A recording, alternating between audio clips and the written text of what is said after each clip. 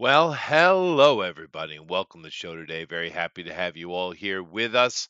Sorry about last week. I put up a notice, many days before, but I had to go to a meeting.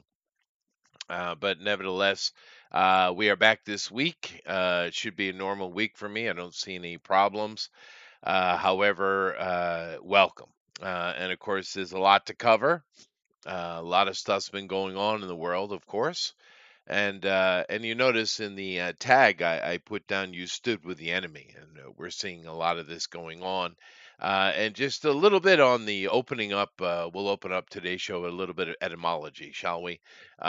Enemy, of course, this word comes from the Latin inimicus. If I pronounce that even closely correctly, I'm sure I did.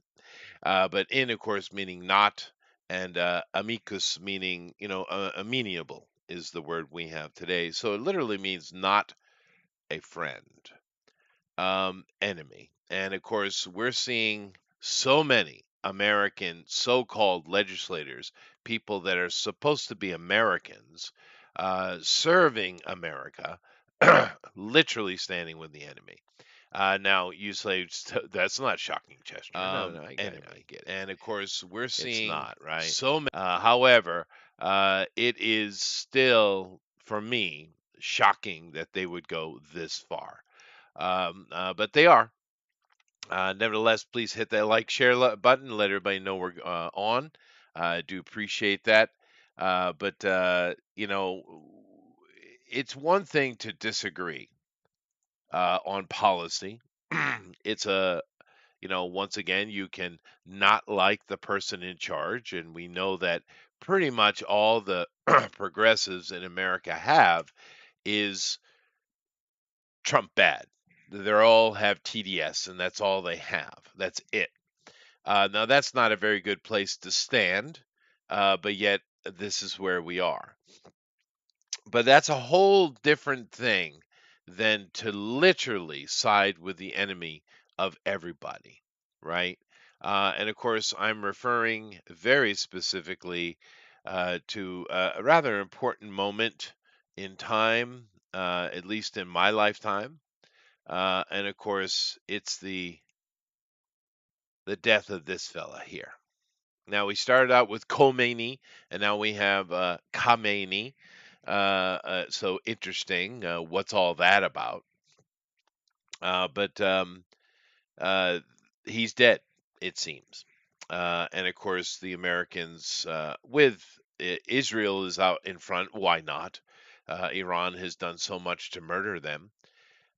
So Trump's letting them run out front, and they've been dropping missiles every day for a while now, and they've killed many, many more than Khamenei himself. And honestly, he was a doddering old man at this point anyway. I doubt he was making many decisions. But they are saying they're willing to come to the table now, and I say no, no, there is no table to be had. You all are going away, and that's that. And what a great time to have the right president in charge at this moment. And I say it's important because a lot of people are like, oh, Iran doesn't matter. It doesn't really matter. Well, that's ignorance. Um, but my entire life, basically, we have dealt with the evil of this man and his ilk. And of course, their response to what has been going on is very much proof of that, isn't it? Mm. Because they let off their last hurrah of attacks. Now, most of them were intercepted, but not all of them went into America. See, here's the problem. They didn't just attack American bases. There's also some examples of Iranian groups in America. I guess you could call them a sleeper cell. I don't know if that's been confirmed. Have been causing some trouble, particularly down in Texas. But you know, don't mess with the Texas. They have the Rangers, and they are very effective. But also, they sent a lot of those missiles into countries like, UAE, Oman, many other Muslim countries, because they just hate everybody, you see. if you're not Yep. on their side. And do watch closely, whereas Russia and China are just kind of cursorily making comments on the situation, not getting involved. What country, what countries are actually standing with Iran? Who is doing that? Well, the British government, joy, that should not be a shocker to anyone, and of course the progressives in the Democratic Party, which is the majority of them right now. So many of them are siding with the Islamists. Now, like I said, you've all seen this before. This isn't new. This is what they do. And it makes sense that you have fascists with fascists because they love this word and they don't understand the meaning because they are what they are projecting themselves to be, of course. But Mm. they're literally standing up and happily siding with the enemy. Because they are the enemy. They are the enemy. A country that has promised the death of America for nearly my entire life, 47 years. You see, I'm old enough to remember it being on the news. I was age enough that I remember very clearly. Most people have memories that go back to 4 or 5, 6 years old. Most people. Now, I Mm-hmm. do have a little bit older memories than that, but it doesn't matter. I was 9, I think. Yeah, 8 or 9. And we all have memories from then. I remember that. That Khomeini was on the TV every damn day. Jimmy Carter, of course, doing his nonsense, but down in Lebanon as well. I think that was Lebanon, or was that Iran? But it all was kicking off at that time during the mid to late 60s, all the way into the 70s. We saw a lot of this nonsense. We saw Burma become Myanmar. We saw the Pakistan stuff really start kicking off. It was a bad time for, you know, well, I guess it depends on who you are, but it was a bad time for socialists. Nevertheless, it seems like this guy is dead. And notice I'm being cautious because a lot of people are being cautious because we know the Americans went after him. Well, excuse me, Israelis. But the report of his death is coming from Iran itself. And I'm sorry, but Mm-hmm. I don't believe any of that. Who knows, right? But nevertheless, a lot of their leadership has been absolutely decimated. And like I said, they want to come to the table now and have a conversation. And I say, fuck you. Yeah. Fuck all y'all. And of course people are dancing in the street. When was the last time Iranians and Israelis celebrated about the same damn thing? Hmm? Think about that. And of Probably been a course, while. it's been a long time. Let's go back to Persian Wars, shall we? But even then, but and of course, one of the things that's irritating the Democrats to no end is the fact that so many people around the world are thanking Donald Trump for getting involved, right? And they can't stand it. But it goes beyond that. It's one thing having political, discourse and argument and disagreement, etc. It's another thing to side with the enemy, and that's exactly what they're doing. And I don't know. I'm incensed, Thundero. Incensed. Incensed, Stephen. Mm. Sorry, you can go ahead now. I was ranting. Well, actually, I'll be right back. Oh, okay. Rant continues. But yeah, so it's a good day. Even whether he's dead or not, like I said, he was. I don't think he really held a lot of authority at the for the past few years. He's quite ill, and he's become more of a figurehead, and who knows how long that's been true. But it is what it is. It is what it is. No, it's. Listen, I'm not going to lose a lot of sleep when an evil Muslim dies. I don't No. care. I'm not going to ever lose sleep over that. These people have been the bane of our civilization since their inception, Yeah. and they've not gotten better. If anything, they've gotten worse. So, oops, whoops a Oopsie. doodle. Oopsie We're real daisy. good at this now. Oopsie Maybe everybody should get daisy. the fucking line. Yeah, you would That's think they'd twice. learn. Trump doesn't want war. He don't like war. We're not going to war. We're not putting boots on the ground. There's no need because we Nope. control the sky, we control the sea, and we control space. So That's right. step out of line, bitch. I mean, and a lot of people are upset. I get it all the time over here outside of America. And I tell them Yep. all the same thing. I said, look, Trump is a mafia boss. Yep, that's exactly what he is. And he's our damn Yep. mafia boss. So stop bitching about it. Be glad that he's on your side That's because the right. man does not lose. It's No. insane when you think about what this dude has done Yeah. just in the last 5 years. And that's not even including his first term that wasn't supposed to happen. Yeah. Yeah. No, it is impressive. Roger, yes, I did see the State of the Union. And oh boy, talk about just absolute failure. But the Democrats just fail left and right constantly. But yet the media keeps telling you, well, they're going to win in November anyway. It's just the way it is. And I'm like, are you sure mean, about that? They probably will, but really, it doesn't matter. I don't think they're going to win like they think they're going to win because a lot of people are like, it's all doom and gloom. Remember, Kamala was supposed to win too.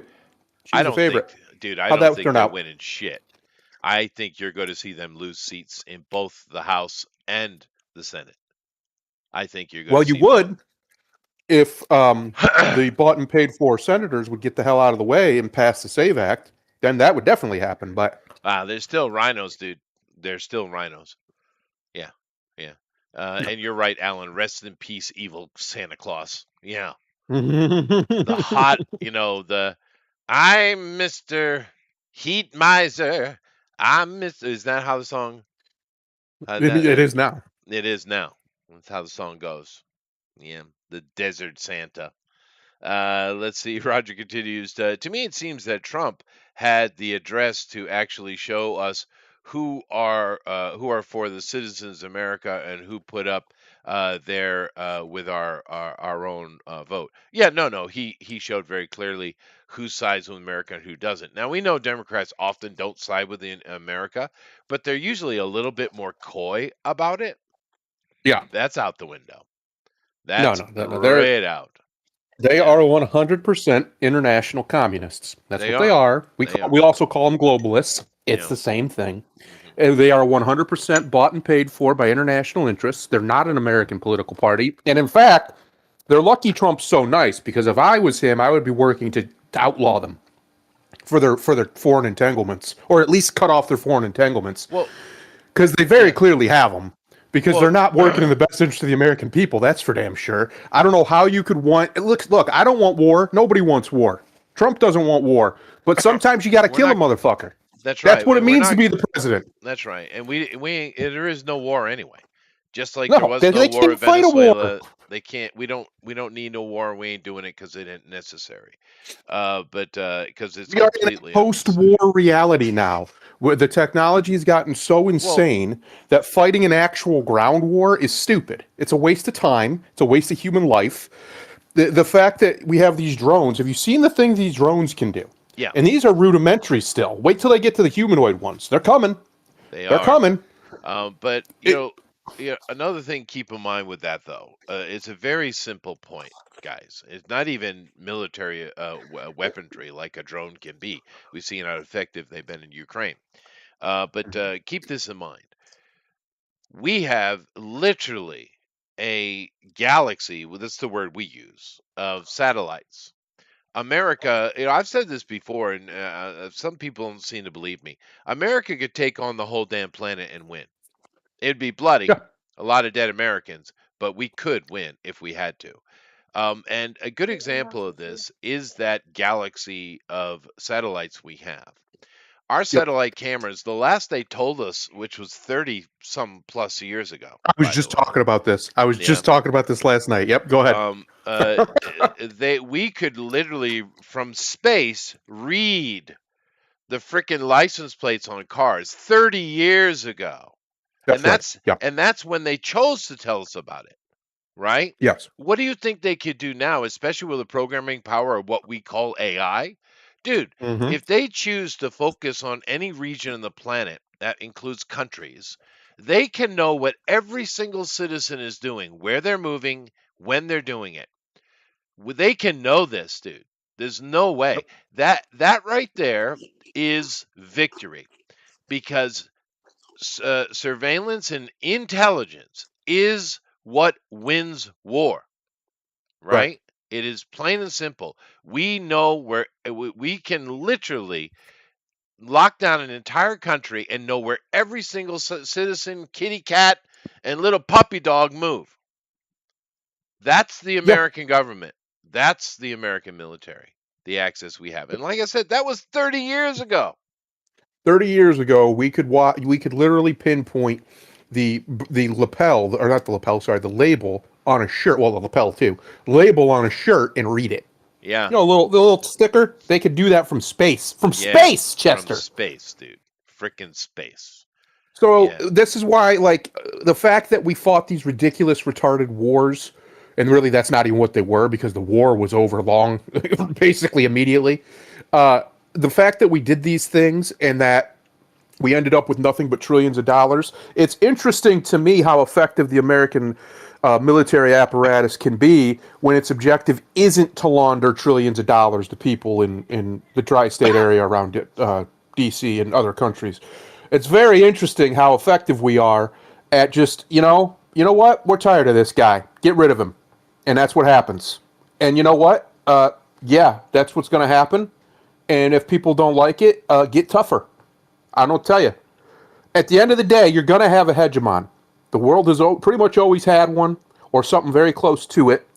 You're lucky if it's a Western one because we're at least a little bit merciful compared to everybody else. Imagine if China had uncontested power like that. How terrible it would be for everybody.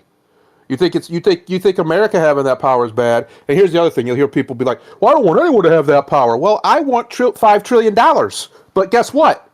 We're not in that world. We're in the reality world now, and in the reality world, people do have that power, and governments are powerful, and nuclear intercontinental ballistic missiles exist. These things are already there, so you have to deal with the reality that you have. Your best bet is not to get rid of the power. That's silly. That's a waste. Is to control it yourself. Have the people you want in control of these systems, of these apparatuses. And right now, I know a lot of people don't like him. I know a lot of people are scared of him. They think he's crazy. Yeah, except his method of war fighting is the most precise in the history of the world. Period. It's not even close. They just take out the top guy. Remember how I know everybody's always heard this, or I've always said, why don't the top guys just fight? Why don't we just get the two leaders in there and just let them duke it out? And everybody talk about, you can't just kill the leader. Why can't you? Who said? Who made that rule? Yeah. So, some douchebag leaders? A bunch of leaders made that rule? Yeah, fuck. Well, it's the same thing. Like, how did the Americans win the American Revolution? Which, we actually won. A lot of people love to talk about the French Revolution, the absolute debacle of a failure that it was. We won our war, and we won it by taking out the officers. Baby. That's right. That's right. Straight up. Still doing went into their houses, dragged them out. Doing it. Yeah. It works. It just works. It's effective. It does. And to be honest, it's not like it's some grand revelation. It was happening to us in Vietnam too. It was happening. It happens. Of course you do. You take out the highest up chain of command you can go. But for some reason, we got lulled into this idea that you can't take out leaders of countries. That's preposterous. Of course you can, and you should if you have the opportunity in a situation like that. It's utterly asinine that we spent $20 trillion on these wars, and not a single person, no one, can tell me what Americans got for it. What was the benefit to us? No one's got an answer to that because the answer is there wasn't one. There was no benefit. But this, what Trump's doing, surgical strikes, excising tumors, that's a huge benefit to us because it's solving problems. It's putting people on notice. And I really want America. I've wanted it forever. If we're going to be the world hegemon, and we are, if we're going to be the only superpower, if we're going to be an empire, which is what we are, then we need to act like it. Oh, well, wait. And when they said 30 years ago China was going to be the new hegemon. Oh. Yeah, oopsie. Whoops-a-doodle. We need to act like it. We need to stop pussyfooting around. And when these people say no, we say, that's cute, and just make them. I don't know what else to do with these people. We've been trying for decades with the Iranians. They want nothing but to end America, the great Satan. They've said it over and over and over and over again. And you can come up with all the justifications for it, and some of them are probably valid. But at the end of the day, they won't change. What are we supposed to do? Just keep talking to them? Send them more money like Obama did? No. Yeah. Kill them. End them. End them. Put them down. Get at it. Because they're getting at you. They're getting at you. Mm-hmm. I guarantee this. And I was talking about satellites, how powerful ours are, and they're way more than we think they are, right? And keep in mind, the guy who proposed the concept of the satellite, Arthur C. Clarke, most people know him as a science fiction writer, and he was a very good one. But he's also heavily involved in actual science, as many of them are, right? Yeah, I'd say most even. The good ones. The good ones, yeah. And for those of you who don't know who Arthur C. Clarke is, let's see a couple of quotes that just pop in my head.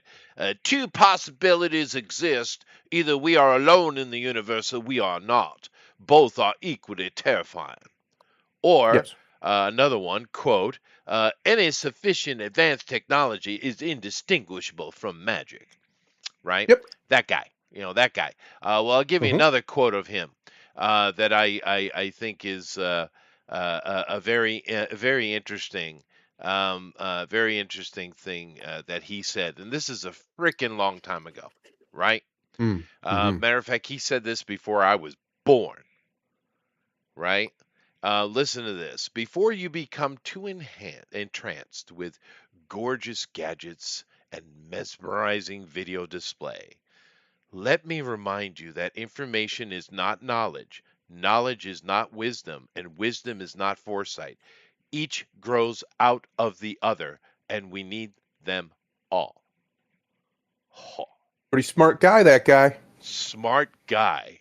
What a statement. And this is way before the smartphone or any of that stuff came out, by the way. Yeah. Right? Yeah. Yeah, it was probably before screens. Well, it was probably before. It was definitely before the modern TVs we have, for sure. They still had the tubes. That's why they called it a tube, because it was. Hey, them old tube TVs were a beast, though. They ran, and they did, and they were heavy as hell. And I've moved many of them. Holy crap! We were just stronger back in those days because we had to. But nevertheless, let's see what else we got here. To me, it seems, this is Roger. To me, it seems that Trump had the address to actually show. I read that. Somali pirates. Yes, once again, Alan. DeWolf. Hey, DeWolf. It's been a while. Radicalism is being seen for what it is. Yeah. But for some of us, we always knew. But you're right. It is with the indiscriminate attacks. Imagining if they were nuclear capable, which is why we can't allow it. But keep in mind, Pakistan has had nuclears for a while, but India has been able to keep them at bay. And of course, there are plenty of rumors that places like South Africa also have nukes. But then again, their arsenals are really old, and I doubt they work very well. The only people on the planet whose nuclear arsenal is probably effective is the Americans and the Russians. Because they do maintain them intentionally, where the other ones are always arguing and complaining about them. How much do you think the Brits keep up their nuclear supply? How much do you think? They should just give it to us, because we definitely don't need them having it. That's for sure. No. Let's see. Thank you very much, DeWolf. Alan says, the rumors of my demise have been greatly exaggerated. Huckleberry Khomeini. The one we need to give a nice large stockpile to is Japan. Now, they probably already have some, and it's just hush hush. But we need to make sure everybody knows that they have nuclear capability, because they're surrounded by belligerent nuclear powers, and really the only reason it doesn't get done is because they're all incompetent. But all it takes is a couple years of competence, and then that's a problem. Like the Russians, for all their worth, and they do have some, on that side of Russia is extremely incompetent. All of the competence is over in Western Russia. Eastern Russia is a joke, and China is a joke, and North Korea is a joke. So the Japanese are positioned, and I've been saying this for years, if they could just find their balls again, they're positioned to truly dominate that area, the Asia Pacific. but they seem to be, actually, in fairness to them. It seems like maybe they're correcting. I don't know. We'll see. We'll see. They got a long way to go and a short time to get there, so we Right. will see. Well, But I've supported it for years. Trump even mentioned it. I don't see any good reason not to arm up Japan, nuclearize Japan. well, they already are. Wh- Don't believe the yeah, hype. Yeah, don't of believe the course, hype. but make it public. Yeah. Get full ICBM sites there, even though there probably already are some. Uh, Stuff like that. Like Yeah. I would venture to guess that the only people with genuine ICBMs that are a true threat are America and Russia. I think you're right. I don't think China's a joke. I know everybody wants to think China's this great threat. They're not. They're an economic threat. They'll use economics. They'll use subterfuge. Sure. But militarily, they're a joke. They've always been a joke. They're not even they're not even a paper tiger. They're a paper lamb. They can't fight a war. They've never won a war with an outside power ever that I can think of off the No, top of my head. no, they haven't. Yeah, for sure. And let's see. Alan says sand miser. Oh yeah, that reminds me of the song again. I got to get it right. Let me see. Alan said, "I'm Mr. Green Christmas. I'm Mr. Sun. I'm Mr. Heat Blister. I'm Mr. 101. They call Nice. me Heat Miser. Whenever I touch, starts to melt in my clutch. Oh no, starts to melt in my clutch. I'm too much. Yeah, yeah, I got it right. Kinda. It was near.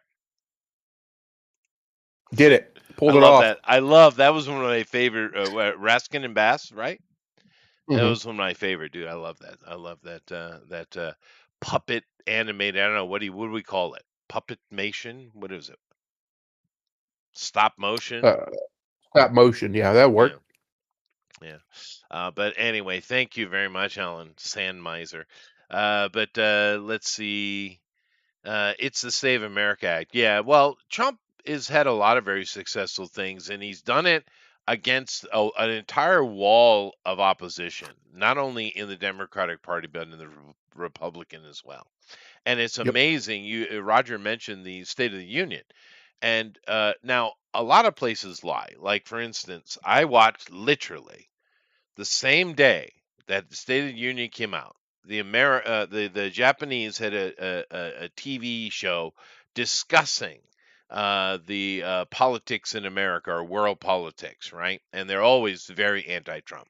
And they came out on that show and said Trump's popularity is below a 30%. Now, we know that they keep trying to tell this lie. We know that that's never been true. No. He's always been around 52, 53, right? Is kind of where he is, which makes sense. But Pretty after his normal. speech, it went up to 64%. And that's a CNN poll. That's right. Yeah. It's interesting how that works. Huh? It's Yeah. interesting how you see these approval polls, and they're always super low, no matter who the president is, by the way. They're always super low. But then you watch things like live reaction polls, like on CNN or whatever, and it's the opposite is almost always true. Now that's interesting. Wonder how come that is. Almost like somebody's fudging some numbers somewhere. Yeah. Yeah. Curious. Listen, the man won what is the only legitimate victory at that size for votes in the history of the world, because nobody's going to ever convince me that the Biden election that wasn't utter bullshit. And I think we're going to start to hear a lot more about that now that we have Maduro in custody. But regardless, the man still won the popular vote in every swing state. You can't tell me that all of a sudden, a year in, everybody just gave up. I bet, no, fuck him. He's trash. Get him out of here. I don't buy that for a damn second, because the reality is he hasn't really taken an L. The biggest L he's taken is the Epstein stuff, and that really wasn't his fault. And I get it. He's the president, so everything his fault. I get that. Or at least his responsibility. Fine, sure. But the people who he kept repeatedly telling them to put the list out. By the way, he said it 3 different times. Direct orders given to these people, and yet somehow it still kept not happening. 3 separate times at least that we know of in public, he ordered the files to be released with appropriate redactions, to protect living people, stuff like that, Right. victims and stuff. Okay, fine, cool, great, grand, wonderful. It took a literal act of Congress to get it done. And it's because the swamp was fighting it with everything they had. It was also because it's a powerful asset. You don't have to like that fact, but it's the truth. And now that it's come out, aside from some very, very, very dark shit, the vast majority of it, even the people whose names are on the quote unquote list, didn't do anything wrong. They did nothing wrong. They talked to a guy and went to an island. There's no evidence. Well, at least we have no evidence that they did anything wrong, which is exactly, by the way, what Chester and I was trying to tell everybody. That this is a massive red herring for the most part. And you know how Yeah. you know that? Yeah. Because no one's been arrested. If they had something, they'd have got them. A lot of these people are connected to the wrong people, right? Epstein was in everybody's ear. Everybody knew him. He was in everybody's pocket. So if there was a chance to get somebody with this, especially a politically motivated, they would have done it to Trump. Trump would probably be doing it to like the Clintons and stuff like that. Like, there's no good reason why that wouldn't happen, other than it's not there. It's just not there. They've had this information for years. Now, there are people who've been accused of stuff in that data that absolutely needs to be investigated. I'm not saying it doesn't, but what I'm saying is what I've said all along. Everybody wants to talk about Epstein, Epstein, Epstein, but no one actually gives a shit, and no one can actually prove much, and that's the problem. It's just some files and some very bare minimum evidence, if that, which is mostly just testimony. And I know people don't like to hear this, but it's true. Testimony is fucking worthless.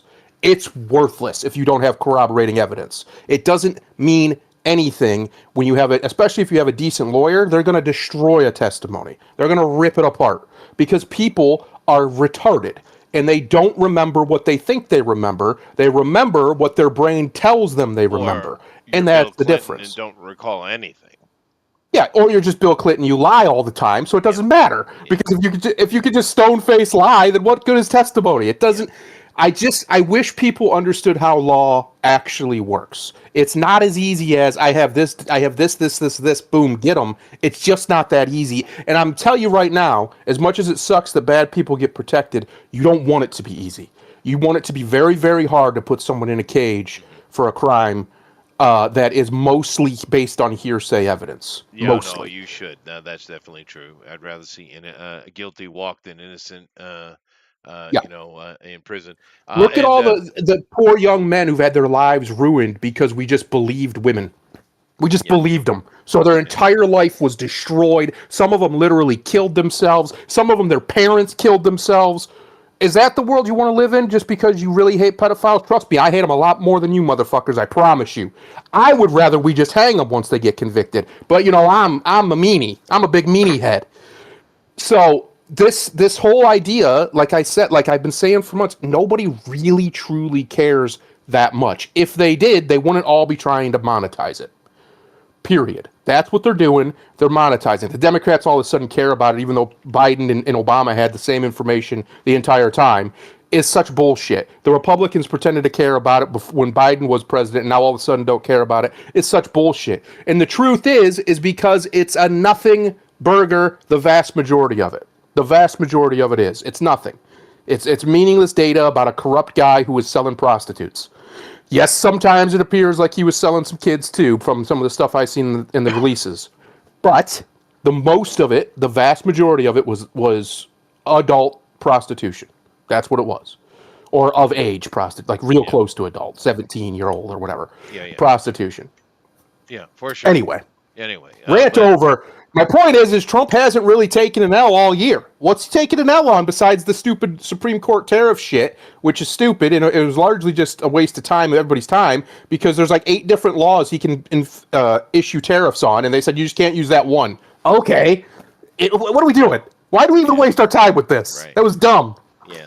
Well, and that is true. And just to respond to the first boob he saw was on the tube from Alan, a little bit of historical truth for you here. A lot of people think the first nipple or breast, bare breast, to be seen on TV, not movies, TV, Mm-hmm. was the Romanian broadcaster lady, right? Which is kind of Mm. a famous, it's in those lists, but they're wrong. Actually, PBS, just to let you know, it's always been woke.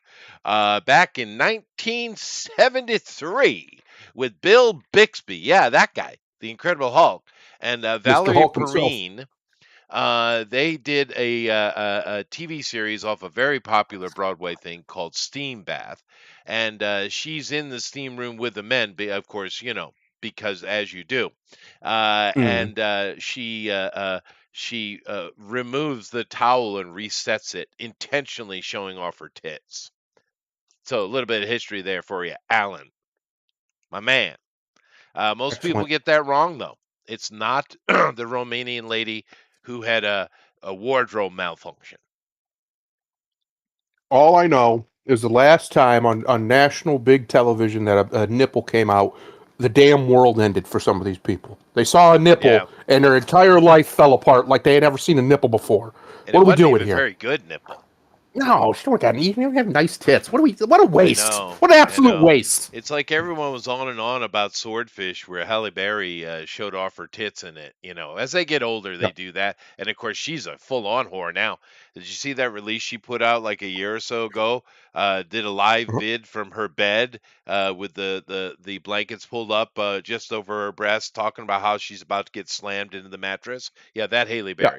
Berry. Showed her tits in Swordfish. Was not a bad movie. And It's I a was fun little like, movie. damn, that was like anticlimactic. You and your Halle Berry hate is legendary. I Uh, love it. yeah. And Alan finishes up that statement with China will also double park. They Yes, will. you're right. It's true. You're right. Yeah. Can't Roger trust them. says you can't trust them.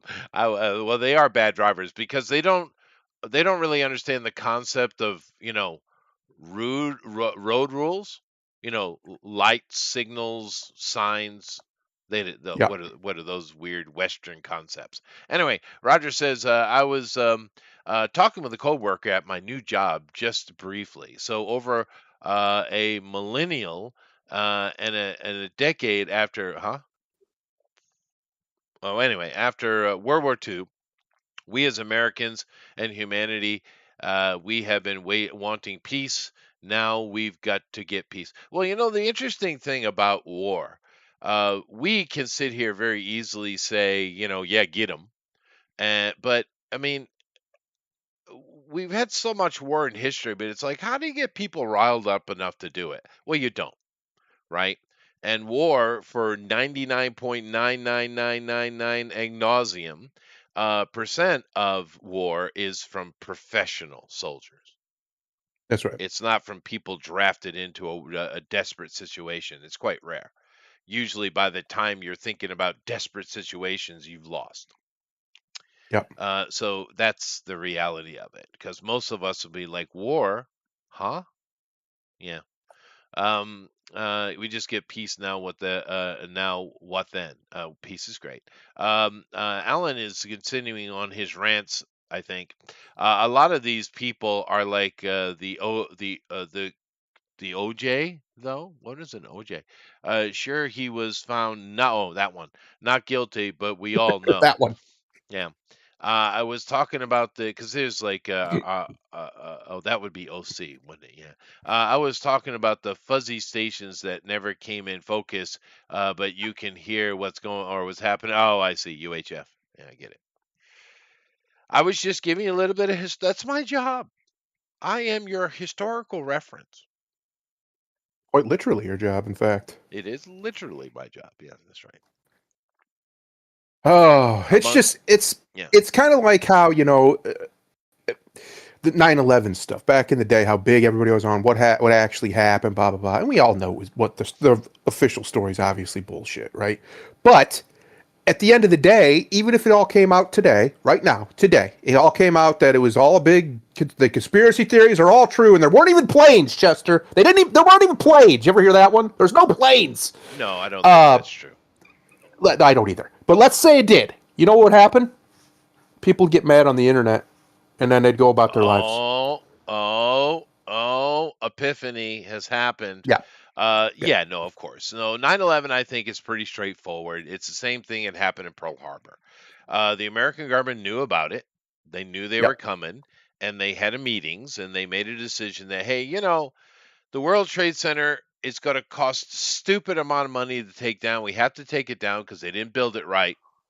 Let them knock it down, which I would love to wring some bastard's neck over that decision. But that, I Yep. think, is what happened. And they were like, hey, we need to throw some more money at the Pentagon, do some repair there. Why don't we do that over there? Now, I have a feeling, I don't know, the Pentagon, I don't think was real at all. I think there was no plane at all. Because if you No, look it at was a missile. all That was it 100% was a a missile. missile. Yeah. So that Yeah. wasn't a plane. Therefore, where are those people? All right. The World Trade Center more than likely was an airplane assisted by placed explosives, right? Yes. Because they were well aware and prepared for it. And the one that crashed in what was it, Pennsylvania, just outside coming into Maryland or something, or Maryland maybe. Yep. That was probably legit. Yeah, that's what I think, something like that. But it's not. It's just like everything else. It's not 100% one way or the other. It just isn't. That's not reality, dude. Right? Right. But it's just like Pearl Harbor. They knew what was going to happen. They decided to let it happen because it benefited them. Not only with throwing money at the Pentagon because they wanted to do some construction, they were having political trouble with it. And the World Trade Center was a big, big problem from a construction point of view. And then, of course, they wanted to go to war in Iraq.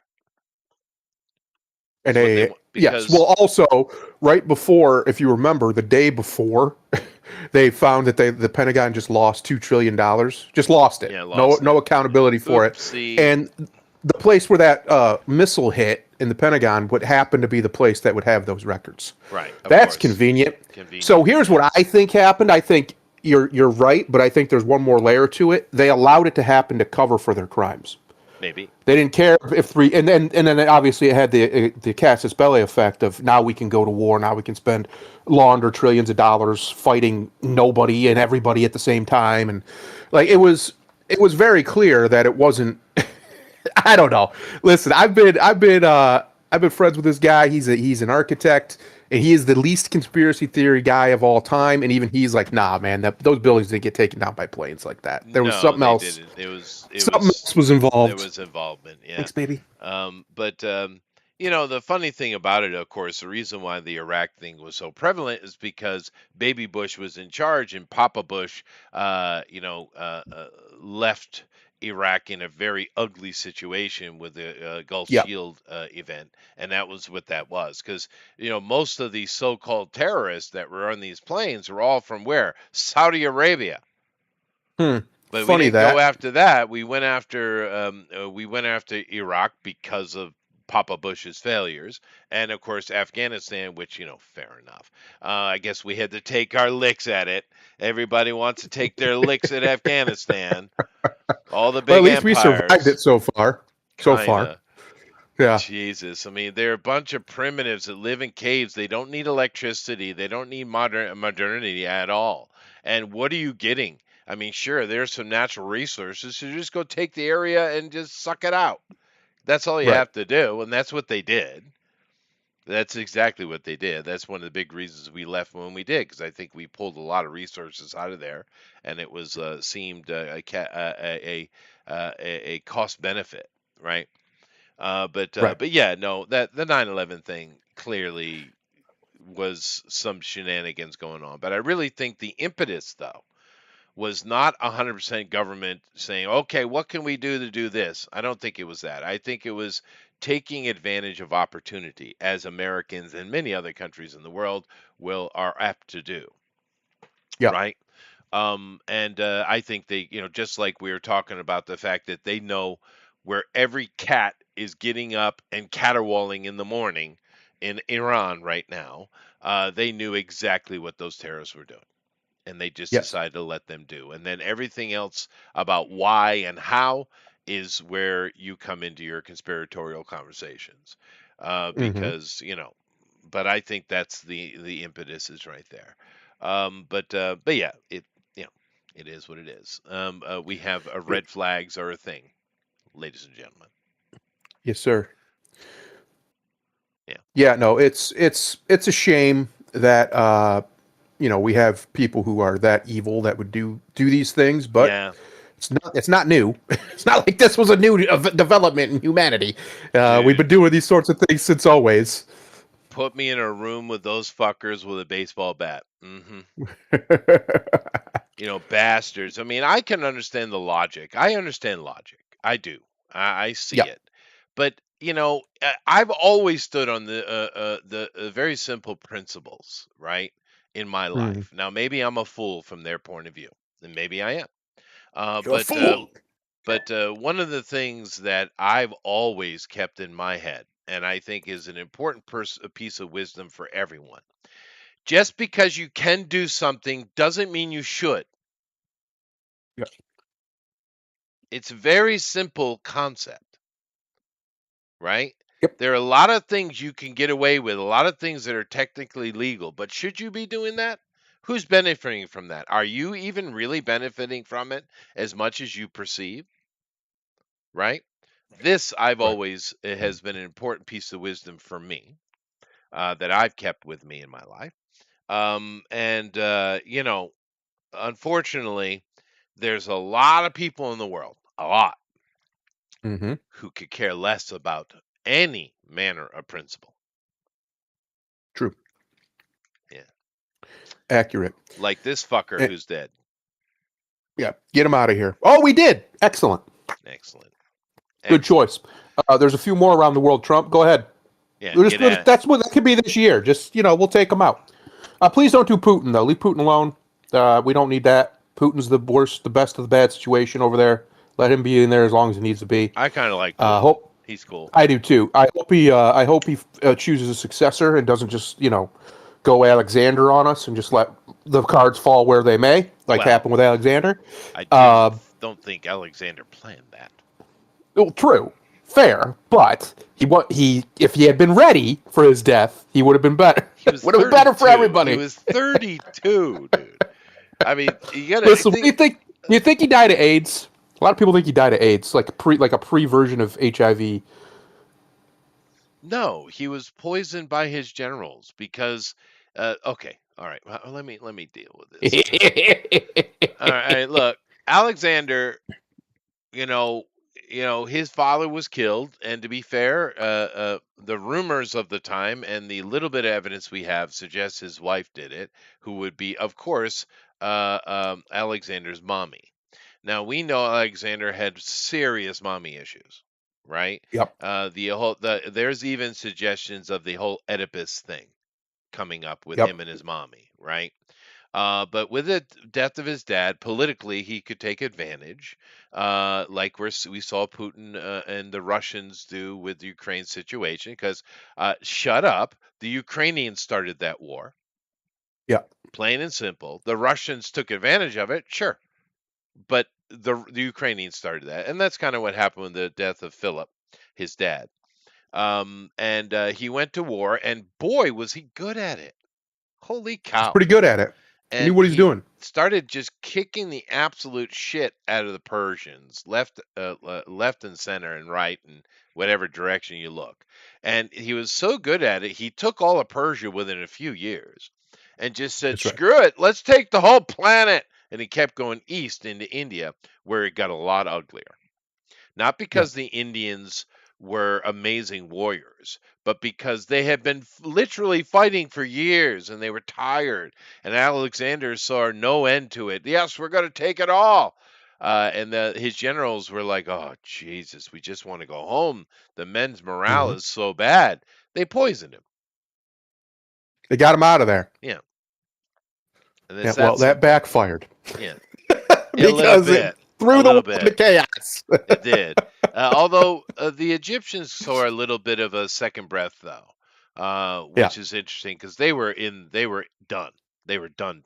After Hmm. Santorini went off in 13 something hundred BCE, um, they were done. Now Ramses came Right. after that, and he had a little bit of success, but they were done. But with the Ptolemies taking over, which and then sort of course calling it Egypt from that point, that's when Egypt starts. Right before that was That's right. Kemet. But Kemet. they had a little That's a bit of good name. success. Yeah, it's a good name. Kemet. Well, it It's just a good means one. the land of the black soil because of the That's right. Nile, right? No, wait. Uh, It's not because it was all black people.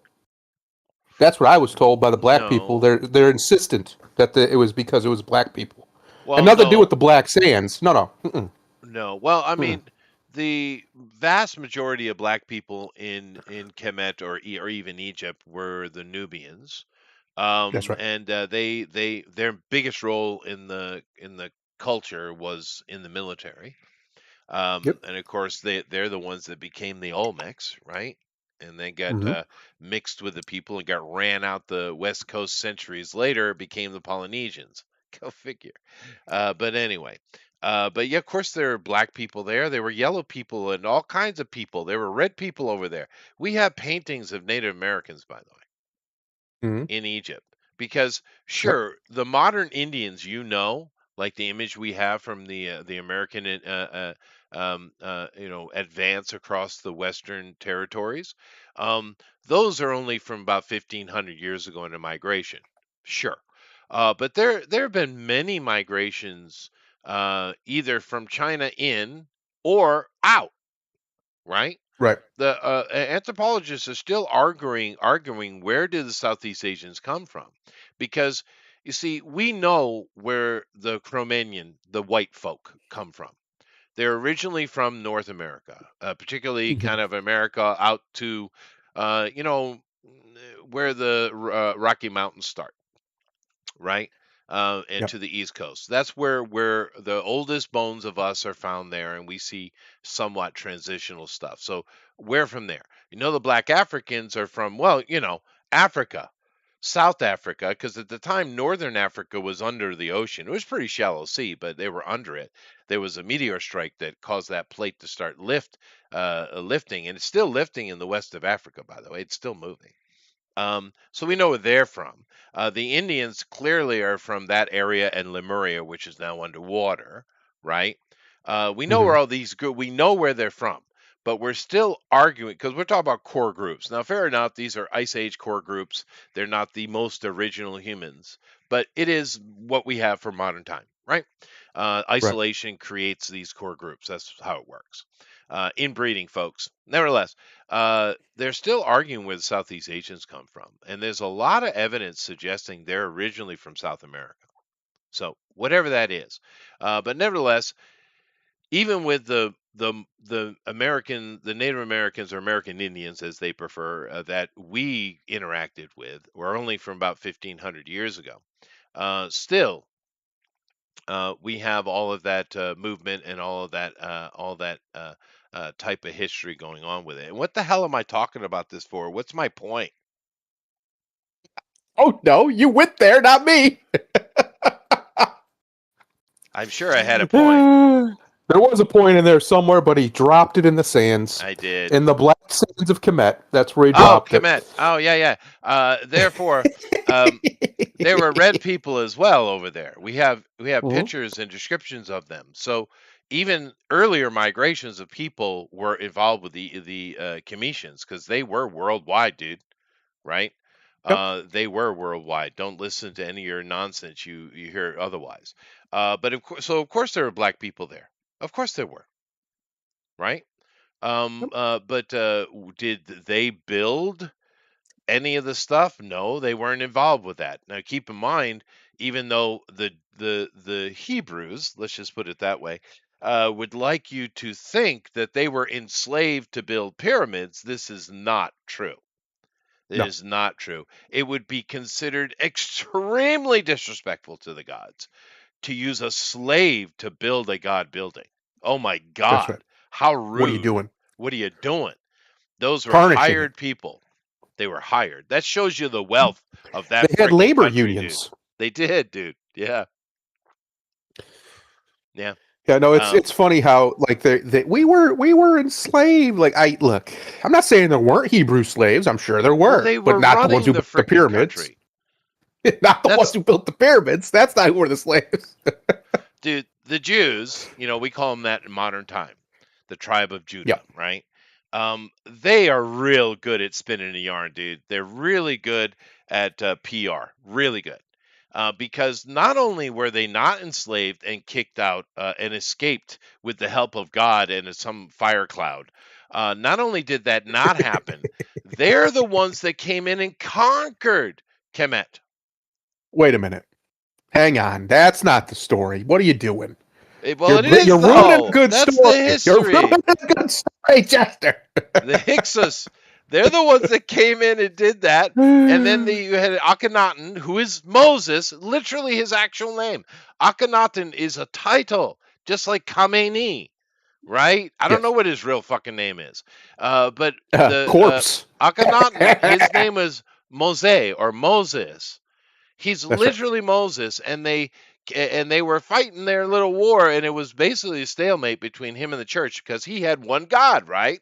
Your whole monotheism is coming from there. It's not coming from some Hebrews running around a damn desert as if they ever did that shit. Oh, God, that pisses me off. These are rich people, dude. They're rich. They're living in cities in absolute luxury, man. These top-end Jews, right? Yeah. Anyway, he's the freaking Pharaoh. And Santorini went off. Wow. And that ended that. And therefore, when they made a deal, all right, we're leaving. You can have your stuff back, because he's from modern-day Lebanon, is where he was from. And he said, I'll go back home then. And he took all the treasure of Egypt with him. That was part of the deal. And when they were traveling out, that big plume of smoke they were seeing was frickin' Santorini, dude. This is the can't be right. This is the archaeology, the anthropology, right, of the situation. Okay. So there is some belief that the whole Red Sea battle, in the crossing of the Red Sea. Of course, it's the Reed Sea. There's a mispronunciation there, which makes sense. Was the priests found out that they took all the gold. And then they went to attack them, and they got their butts kicked. But look at the yarn that the Jews, the Hebrew, the Hyksos, of what that they wove. Look at it. Look at it. It's literally the opposite of the truth. Oh, wait a minute. That's the same shit they do today. Wait a minute. Hold on. Nothing has changed. Hang on. That can't be true. No way. You're telling me that a group of people that everywhere they've ever been, that the people who live there all say the same thing, that you can't trust them. You can't trust them? No. Yeah. And then occasionally you get a good one like a Mark Levine who yells and screams conservative points at him, but they don't listen. No, they don't care. Yeah. What they care about is themselves and their family. And to be honest, people say, people don't like Jews because they're jealous of them. I'm not jealous of them. I am jealous of how much they stick together. It's impressive how they got each other's back so hard. It is impressive. That I'm jealous of. Yeah, the Chinese are good at that too, to be fair. The Chinese are good at that as well. And you can't knock it, dude. There's some bonuses to it. But tribalism works. It does. It works. It does. It does. But it also irks me, though, being an American, as it should irk the both of you and most of you listening. How much crap we get from outside and within regarding racism and nonsenses like this in America. America is one of the few, if only place on the planet that is actually making a good faith effort to do the whole cosmopolitan thing, the whole diversity thing. We're the ones giving it a shot. We're the ones over here trying our best to literally go against the grain of the nature of man. We're the ones doing this shit. And you're going to sit here and act like we're the problem? Oh, dude, fuck right off. Fuck right off. No, it's a famous quote. I can't remember who said it, but I believe it was Thomas Sowell. I believe it was Thomas Sowell. And somebody had said something to the effect of how terrible it is for black people in America, blah, blah, blah. And he goes, compared to where? Where's it better? Where are you going to get a better shot than here? And that guy just went, shut up, because the answer is nowhere. This is it. This is your best chance for everybody. Doesn't matter what color your skin is. This is it. Nowhere's better. Nowhere's going to treat you better. You're not going to get a better shake or a better leg up or just get the hell out of the way than in America. It doesn't exist. And anybody who thinks otherwise is absolutely delusional. You're delusional. If you don't look like the people in a place, you're going to get treated like a little bit of shit. Now, some places are nicer about it than others, like Japan. But at the end of the day, Chester said it many times. He knows he's not Japanese, and he never will be. And they'll never let him believe that he is for a second, no matter what he does. At least So, they're honest. Yeah. yeah, yeah. Whereas in America, you come here, you do good, you make money, you pay your taxes, you don't cause any trouble. I don't think you should ever be allowed to vote personally, but that's me. But you could be American, at least on paper. We'll call you that if you earn it. But there's basically nowhere else in the world that's like that.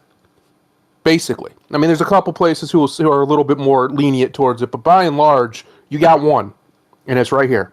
Yeah. And the fact that we have to sit here and listen to these idiots whine to us about how racist America is, I'm like, compared to where? Compared to where? Yeah. What is your comparison? It's ridiculous, dude. The amount of flack, and we get it from the Democrats as well. America's like the only place on the planet that's making a good faith effort in that regard. Everybody else can speak all the platitudes they like, but they ain't dealing with it. And my favorite Thomas Sowell quote is a goodie. Let's see if I can get it correct.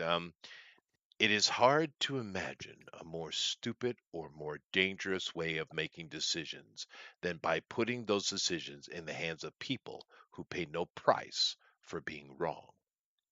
That's right. Ho. Skin in the game. Got to have skin in the game.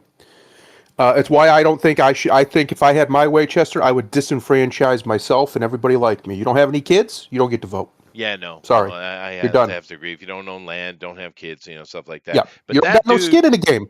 That Thomas Sowell dude, he's got a lot of wisdom. If you never heard of him, you don't know him, you can find YouTube's full of his stuff with him doing. He did a lot of interviews. Lots of talking, right? I don't know. He's still out there. Yet? I think he is. He's still cooking. He's in his late 90s, still going, bro. Amazing. The man he's got that one of those minds that just works. He's a stoic, right? Yeah.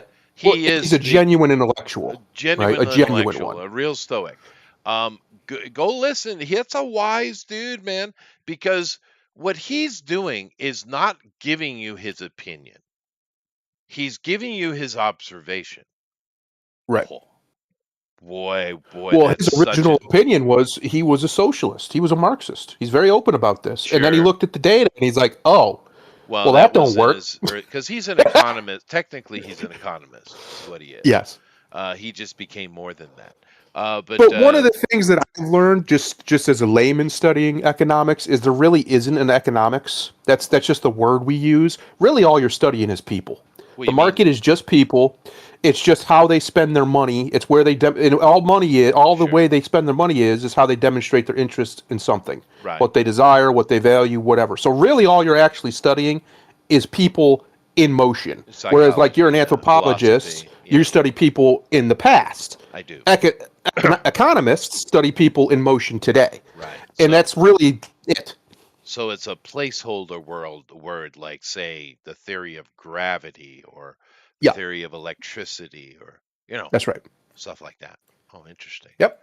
Gravity isn't even a word, Listen, don't tell them they're not ready, Chester. The world isn't ready to understand that gravity's bullshit. We all have been led to believe that somehow we're magically sucked to this planet by a force no one can actually measure. That's interesting. How does that work? Yeah. We don't know. But we're all supposed to say that it does. We got a word for it. I'm going to make myself some more coffee, though. Today has been rather spirited. Grimlock, are you awake? Spirited. He's awake. I bet he's awake. You are? He is. Good. Then talk. I'm going to get some coffee. Hey, talk when you wake, man. Yes. Yes, you should. Man. Oh man, I'll tell you what, it's been a good time to be an American. This year so far. We're out here just taking scalps, and I approve. Take the scalps, get them. I'm so sick of these people in Washington D.C. and these so-called pundits, and then of course foreigners who have opinions, telling us that we can't behave X, Y, or Z. You can't just take out heads of state.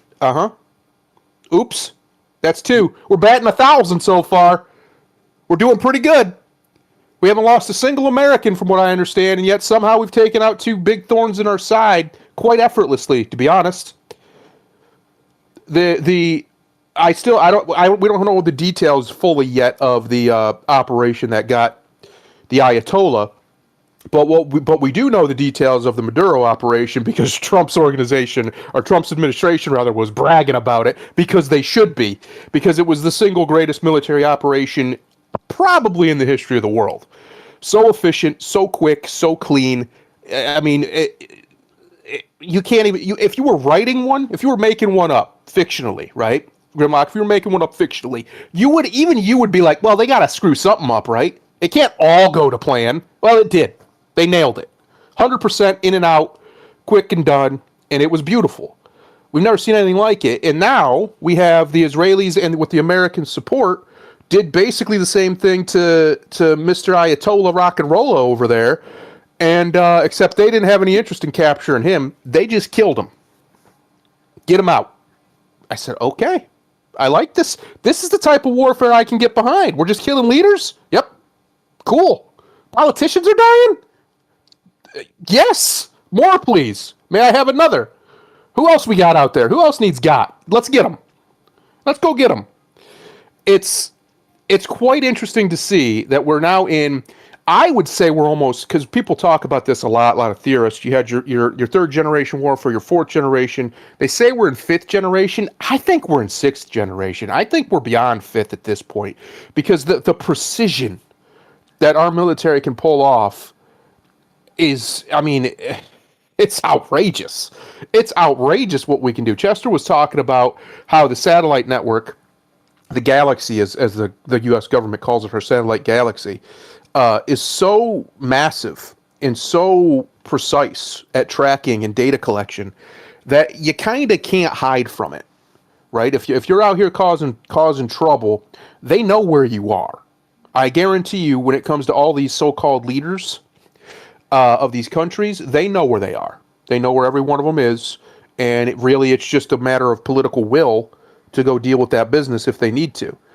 And I've been saying this for a while. I think we're seeing it. I think we're living it, and it's quite glorious to be an American right now. We are back to the return, we have returned to the age of empires.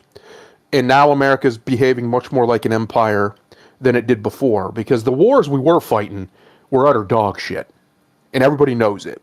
You had men coming back from these wars in Afghanistan specifically, especially, but other places too, talking about all they did over there was guard poppy fields.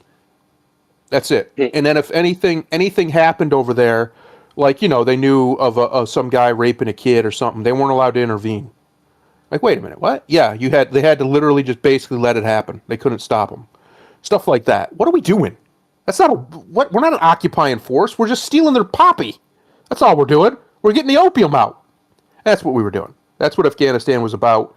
Was the opium, by and large, and hence why we never really tried to set up an actual provisional government. We never really did any of that stuff, because that's not what we were there for. We were there for the resources, period.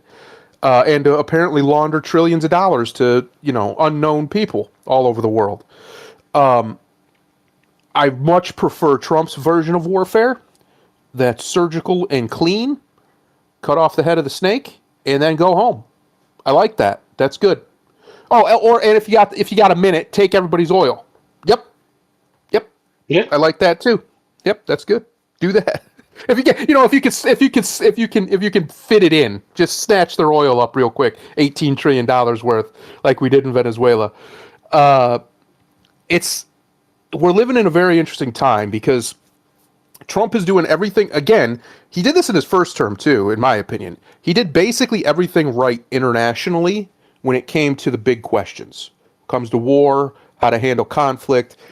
They kept trying to get him into wars overseas, and he just kept not doing it. He kept doing limited strikes, making his point, and then we would go home. Well, now, because he actually came to play this time, he was ready, and he got himself, his group, his boys, Hegseth and other people. They're not just doing stalling motions so they don't have to get into a ground war. Now he's like, no, we don't have to do any of that shit. What are we doing? We can take these guys out. Let's do it. He's got an actual warrior beside him, a genuine one who's fought in war, a war fighter, and it shows, right? It shows because old Pete Hegseth, that speech that he gave to the Joint Chiefs, to all of them, to the entire upper echelon command structure of the American military, where he basically called them all a bunch of fat retards, and we're going to stop being fat retards now. I loved it. I loved everything about it. That's what we need. There's absolutely no reason that our generals should be big fat slobs while they're sending men over there to die. That's ridiculous. And this is coming from a big fat slob. So, but it's preposterous to me that the American military. I was just watching some of our boy Kennedy was on Joe Rogan. Secretary Kennedy was on Joe Rogan. And he said 77% of young adults in the United States do not qualify for the Army physically. They cannot pass the physical exam. I said that's insanity. Young adults we're talking. We're not talking old men like us. Old men like us is one thing. We're talking dudes in their physical prime. Can't pull out 50 push-ups. Can't pull whatever it is. I think it's like 50 push. It's not that much. It's really not. And they can't bust it out. That's not good. That's not a good thing. That's not a healthy society. And it starts at the top. So now we have Trump, who, in fairness, Trump's pretty out of shape, but he has endless energy. So even though he's got some weight on him, the man just doesn't shut off. I've never seen anything like it. I don't know if anybody has. I don't know if he sleeps. It's claimed that he does at some point, but I don't know when, because he'll just randomly drop 3 a.m. tweets just out of nowhere. Just 3 a.m. He's up, just shit posting as the president of the United States. As you do. I don't know when. It's crazy shit. But I do like that he's surrounded himself with a bunch of people who clearly take aesthetic and physical fitness very seriously. Because they're all in great shape. I mean, Kennedy himself, he's in his 70s, and I mean, my God, the dude is jacked. He's got a six-pack. He's jacked. It's in his 70s. That's impressive. That's an impressive feat at any age. It's extremely impressive when you're in your 70s. So I really like that. And I also like, because of that, you see things are getting done. I know a lot of people want to shit on Trump because of X, Y, or Z. He's very cushy with Israel, blah, blah, blah, blah. I get it. I'm not disagreeing with you. I wish he wasn't as cushy with them too. But he is, so that's just your reality you got to deal with. But outside of that, when you stop and take a step back and see the stuff he's actually been doing, man, it's really hard to find major fault with anything he's done in his first year. The worst thing was the Epstein debacle, but that's not on him. It is, but it isn't. Like, it just isn't. Other than that, I'm trying to think. What was his big misstep? I don't think he's had one. He's nailed it, especially internationally, in every way. In my opinion, he's nailed it. He's pulled things off that nobody saw coming, nobody thought was possible. He brought in trillions of dollars of investment, trillions of dollars of new revenue, trillions of dollars of future revenue. These are all good things. This is things the president should be doing. He's supposed to be our supreme commander and our top diplomat.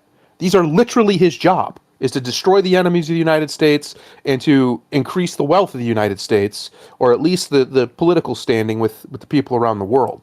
The people who hate him are going to hate him anyway. Right? These Europeans who are talking about, we hate, how can you stand, we hate him, we don't care. Because you weren't going to like him anyway, you whiners. You bunch of little fairies. We all know what you are over there. Nobody's scared of you, Europe. You had your time, and you did great things. Nobody's going to take it away from you. But that time is past now. That time is done. You don't have the political will. You don't have the cojones, my Spaniard friends. You don't have the cojones to be what you were, and you never will again. It just is what it is. You sent all your men who had balls here. They're here now. They live here. Their sons, their grandsons, their great-grandsons all live here, and all the scared little peasants stayed back there, and that's why you are where you are. It's very simple. It's not a mystery. We understand. There's a reason why you're so leftist and liberal and pussified in Europe. Because all the men left. They're all gone. Yeah. It's Sorry, wild. I'm back. Hi, Chester. I was just shitting on Europe real quick. I just threw that in real quick. Oh, no Because fuck problem. them. I agree with I endorsed everything he said. I hope. That's right. Yep. Yeah. That's dangerous. I got sorry it took me a little long today, but I got mobbed by munchkins. Little munchkins. Yeah, well, I was scrubbing the pot, unblackening it, as Yep. you do. But because this compound that I live in is much bigger than I need. My wife and I don't use all of it, so I let some ladies run a preschool out of the other side of the place, right? And Nice. but I have like a little room I use kind of as a workshop, and Yep. I had the pot in there, and I unfortunately passed the door, and all the little preschoolers, Cheto-san, Cheto-san, You got that. You got that aura, Chester. I got that too. Kids love me. They just do. yeah. Yeah. They come up to me. They stare at me. It's a little off-putting sometimes It because can be, yeah. yeah, especially in America, we have this really hypersensitivity to men being creepy around children, as you do because there's so many creepy men around children. So it makes you a little uncomfortable when a kid just stares at you because somebody could see that and misread it, and then you got a problem. But yeah, no, it happens to me all the time, and Yeah, it sucks because I actually really like kids. I'd Yeah. like to talk to them and goof around with them and Sure. stuff, but you can't do that really anymore with strangers. Yeah, but those people are stupid, though. Those are stupid Yes. people, and not understanding the amount of damage they're doing and how important men are to the rearing of children. Yes. Yeah. But I know what you mean. I don't have to deal with that here. But it also shows another interesting thing, because Japanese are not really touchy, right? They're not touchy peoples. That's but right. but kids don't know shit about culture, do they? No, And they're just kids. they're just like, oh, Chester. That Chester-san. is a Chester. Yes, a Yeah. Cheto or a Sensei, and therefore they grab and glom onto my arms, and now I'm doing exercises. So Yeah, you couldn't be happier. I don't want to hear it. no, I love kids. Yeah, I deal with kids all the time. Kids are fun because they're so pure. They haven't been Yeah. corrupted yet. Because I don't care where you come from or who you are, we get corrupted as we get older. It just is what it is. Yeah. But children haven't had that.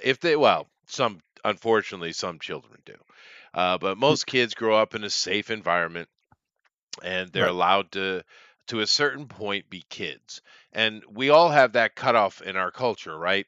In America, you have to kind of stop being a kid around 7, really, Mm. right? And we really bear down on that around 12.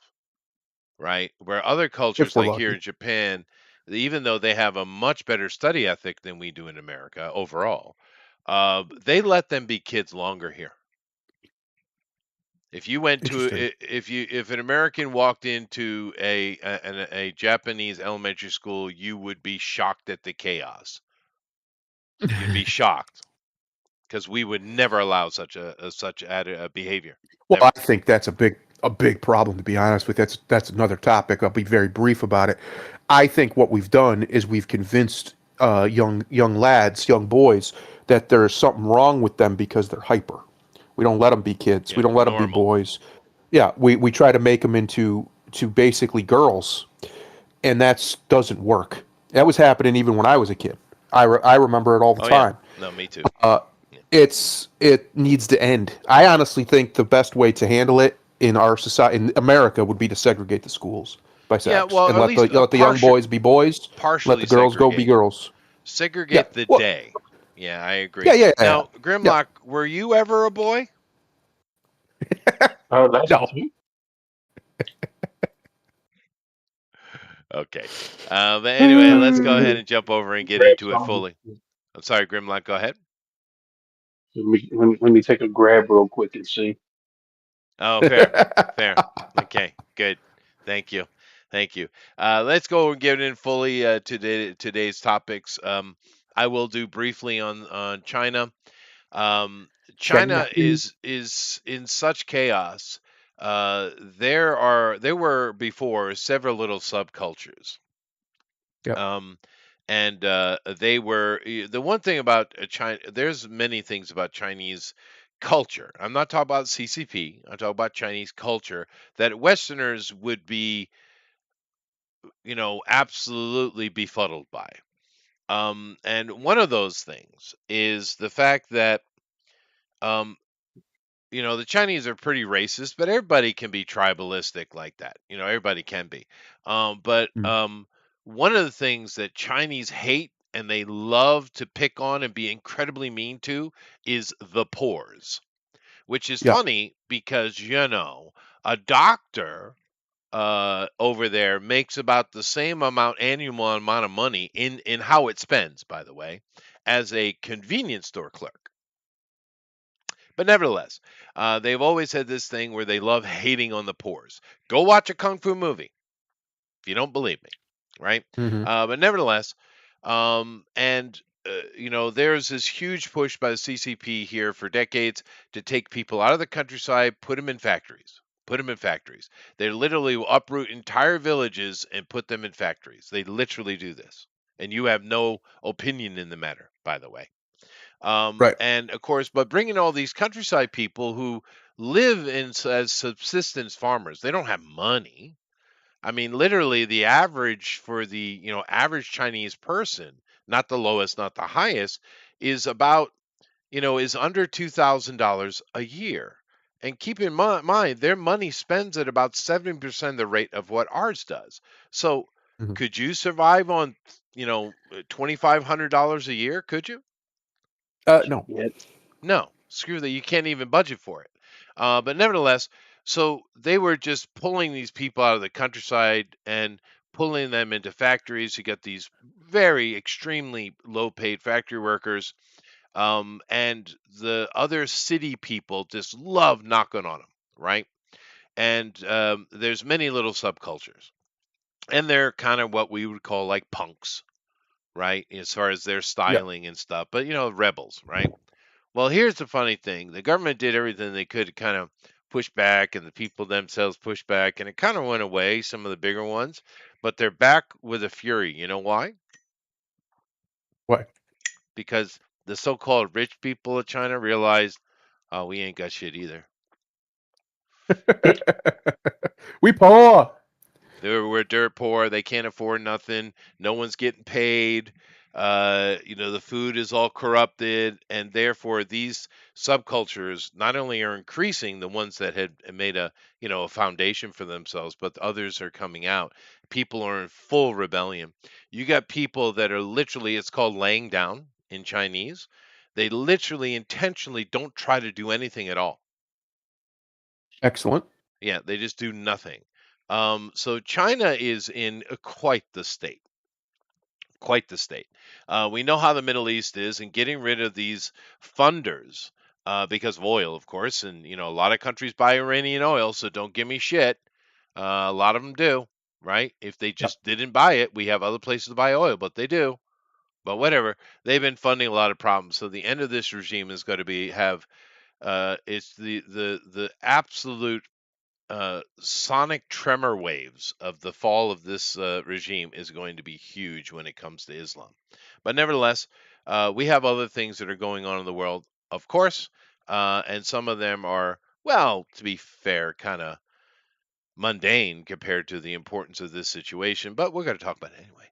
So here we We're go. going to check it out. We're going All to right. check it out. Let's see what we got here. Hang on. Give it a second. Discord's being slow. Come on, Discord. Quit being dumb. And there it is. Hey, I put that up. Look at that, Chester. We called it. What happened? Yeah. What happened? Netflix has declined to raise their offer for Warner Brothers. They got raised at the table and they said, "We fold. We out. They See ya." did, and they were sitting around 81, 83 billion basically for the overall of their deal. And Yep. Paramount, of course, was offering more anyway, but they're like, no, we're woke over here at Warner Brothers. But Yep. then they upped it to $110 billion. It, Um, Billion. and it's not just therefore, bad. it shattered everything because there are rules, right? There are rules, That's right. anti-monopoly rules. What was that, Grimlock? Well, they also added in, I believe, assurances to the shareholders Right, that if there was fines from the SEC because of the deal, that they would cover the fines. right. Which there So won't be. that, Yeah, Yeah, well, most likely. no, there won't be. Trump is going to green light the hell out of this. This is going to actually be done deal by the end of this year. And listen, I'm That's going to tell you right fast now. track, I dude. know a lot of people are like, but Paramount's woke too, and I get that. I understand where you're coming from. Well, But we're going to talk about that. I'm going to tell you the truth right now to your face hole. It's not even necessarily about that. It's about that Netflix cannot be allowed to win. This No, is a company that's just as bad, if not worse, than Disney. We do not need to empower them further. They need to continuously lose because I don't ever want to see, for no other reason, Chester, than what they did to Cowboy Bebop. That's enough of a reason for me. well, there's many That reasons, but yes, and there's so many others that they've done something like that too. Not to mention they put out that ridiculous pedophile propaganda, that cuties shit. Not to mention all the nonsense they've done when it comes to injecting nonsense into stuff it doesn't belong. Not to mention the stuff that they allowed to happen to my boy Henry Cavill with The Witcher, which some executive should have stepped in and told that bitch to stop being a retard and do what your star wants you to do. Because you killed your whole shit because you're retarded. There's so many things that Netflix has done over the years, and culturally, we have never seen anything since television that had the potential and had the impact that Netflix has had. I mean, let's be honest. Yep. The only thing that even touches it is, or I mean, I should say surpasses it, is like the internet itself, right. which it runs on. But Netflix was really the first out of the gate on an Yeah. entire new industry worth billions and billions of dollars. They're What was important. what was the original name there? I think it was just Netflix, wasn't it? No, there was some. Wasn't there? It's the thing you could get in the mail, right? That's how it started, Yeah, it right? was Netflix. That was It was. Netflix. That's how they Wasn't it started as called Netflix. Yeah. Redbox or something? No, Redbox no, is something Redbox. else. It was. Oh, okay. All right. I'm sorry. Yeah. No, yeah, it was Netflix. It was just, and then they started the streaming service, and you could still, I think you could still get the stuff in the mail if you want. I think, I don't know, maybe not, but it doesn't really matter because the streaming service is where their money's at. But yeah, no, Netflix was basically the Alpha Zero of this entire industry, and that's important because it's the way entertainment's going. So stopping Netflix from becoming too big, from gobbling up everything, is a very good thing. Paramount's getting some stuff too, and I think they need to slow themselves down. Their parent company. Personally, maybe they will after this one because it's a pretty They're big get. gonna have to. Yeah. Yeah. I mean, Saudi money only goes so far. Yeah, they don't actually have unlimited money. They have Although close, but they not all the also way. have Kushner money as well. I mean, talk about Yes. marrying up. It's hard to marry up when your dad's a billionaire and the president of the United States, of course. But Yep. damn if she didn't marry up because Well, Kushner she is. I mean, look at her. She's she's pretty hot. she's a hottie. She is a Yeah. hottie. Let's be 100% fair. Yeah, that's true. But of course, another thing to keep in mind, we're going to talk about this today. Actually, one of my points today is to talk about what does it mean having Skydance in charge of Warner Brothers, and we're going to cover that. And of course, an important Yep. thing with this is David Ellison himself, the owner.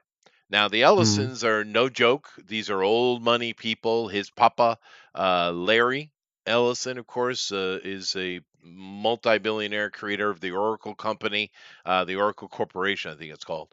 And yeah, that ain't a small thing, dude. No, it's a big And deal. they own a lot of stuff. Now, when Ellison was a young man, David Ellison, they're Jews, by the way, just to get that Yeah. right out there. All right. But when he was a young man, he loved him some Steve Jobs, right? Yep.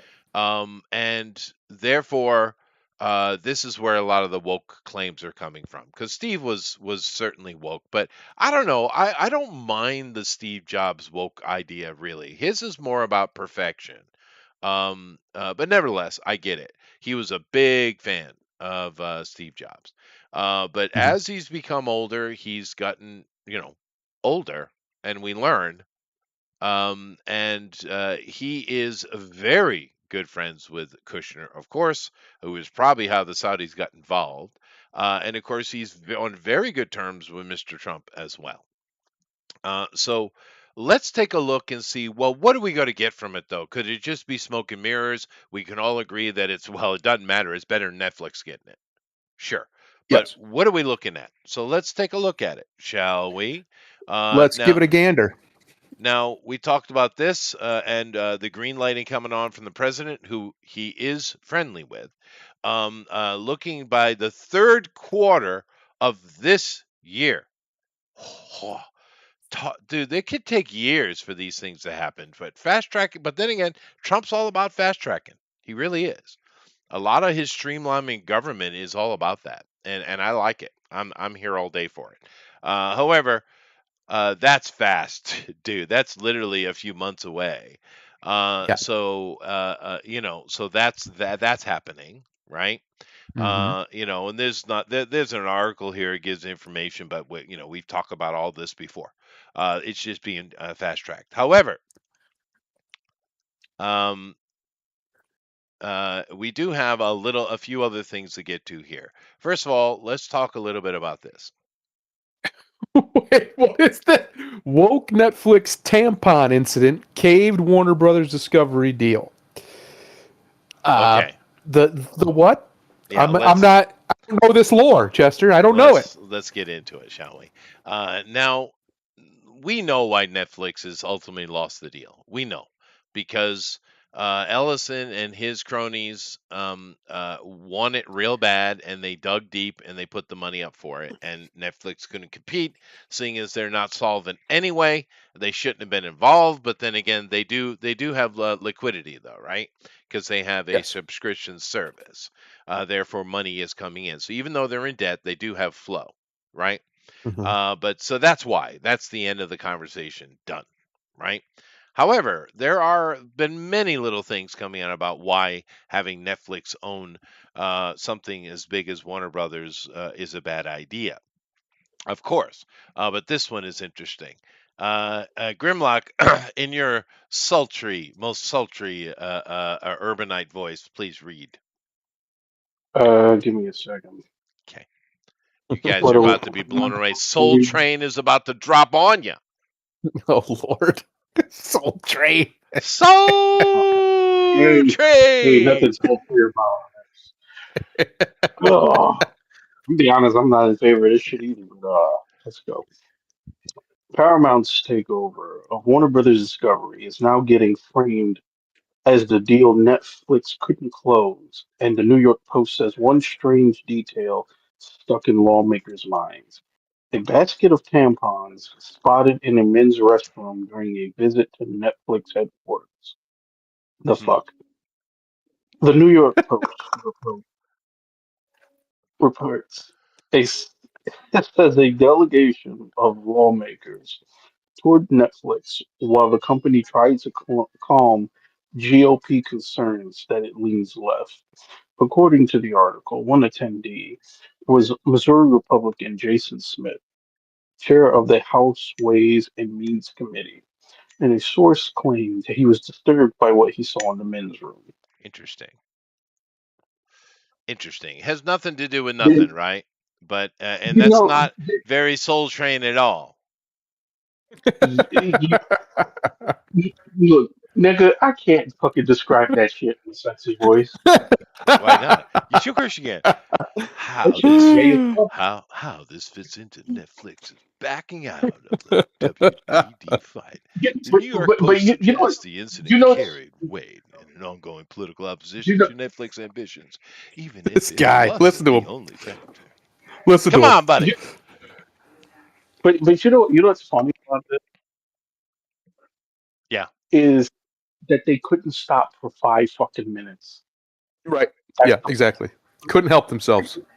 They couldn't stop for 5 fucking No, minutes right, because right.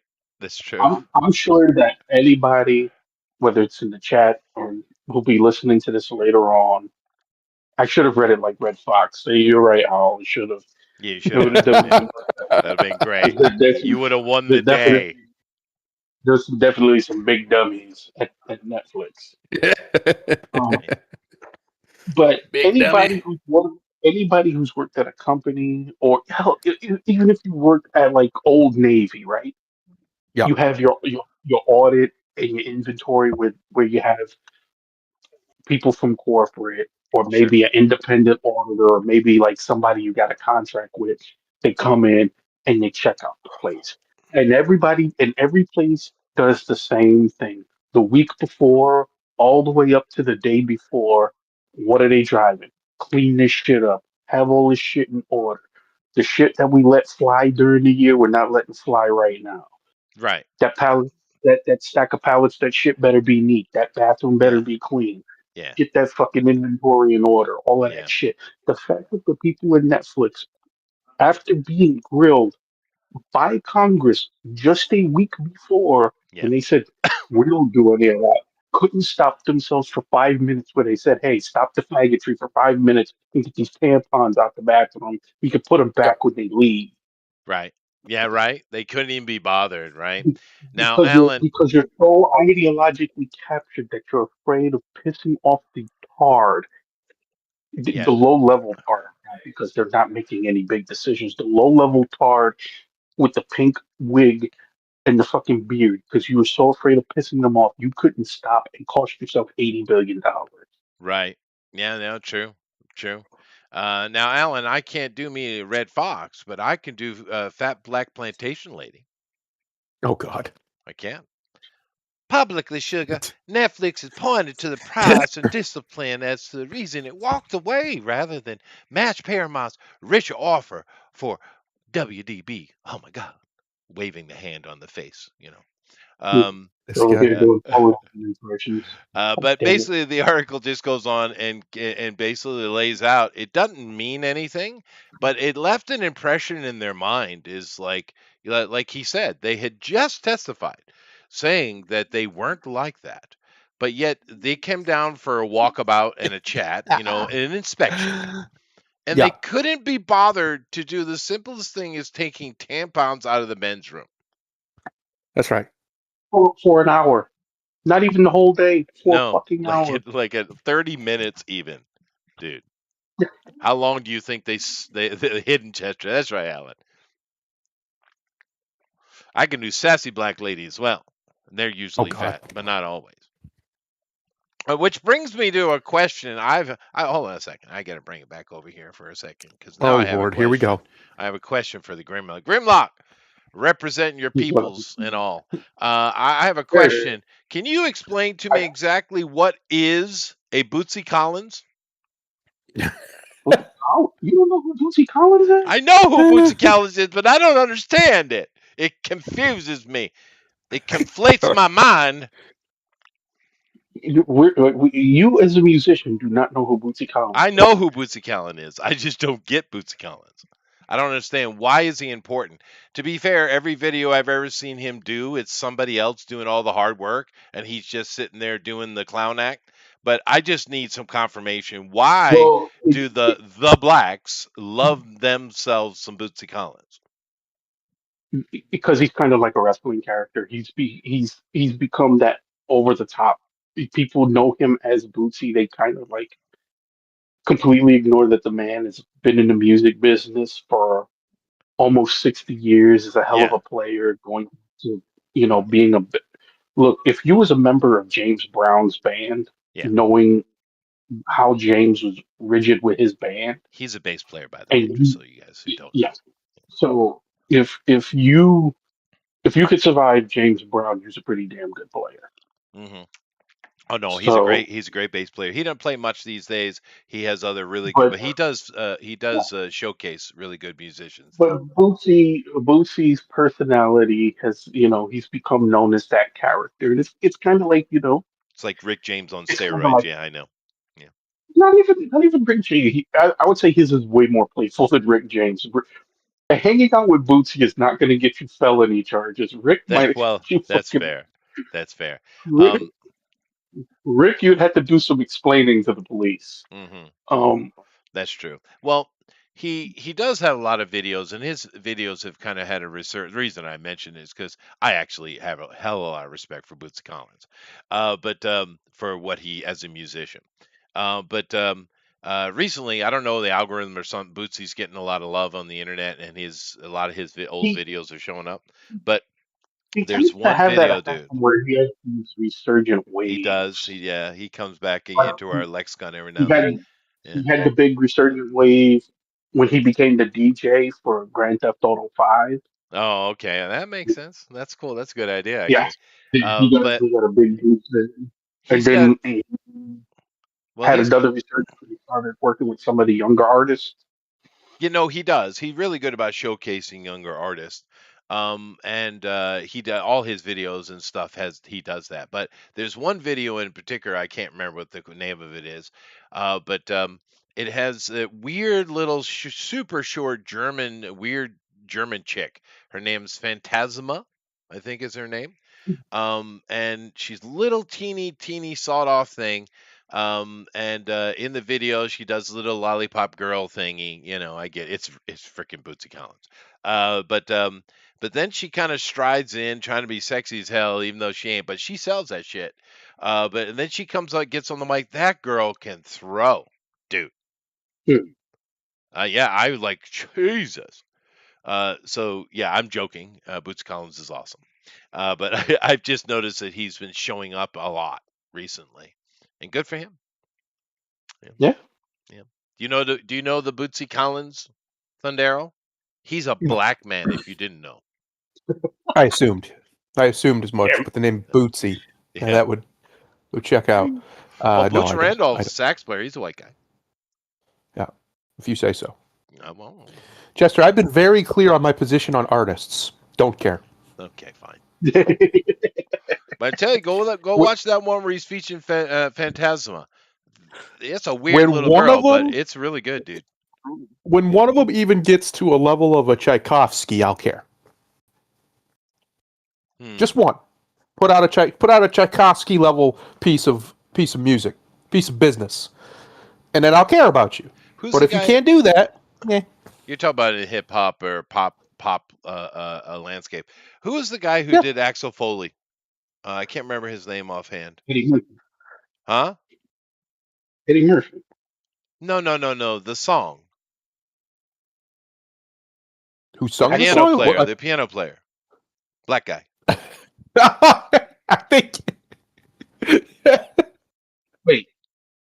Is it Axel Murphy, his character from Beverly Hills Cop? No, the song, the theme song. I thought it was him. Wasn't that an instrumental, the one from Beverly It Hills Cop? was, but what's his name? He talked about someone that's gained, an actual level of musicianship that's very impressive in the pop world. Yep. That guy comes to my mind. I can't think of his name right now. He's a really good jazz player. I can hear Piano player. I can hear the song in my head. Yeah.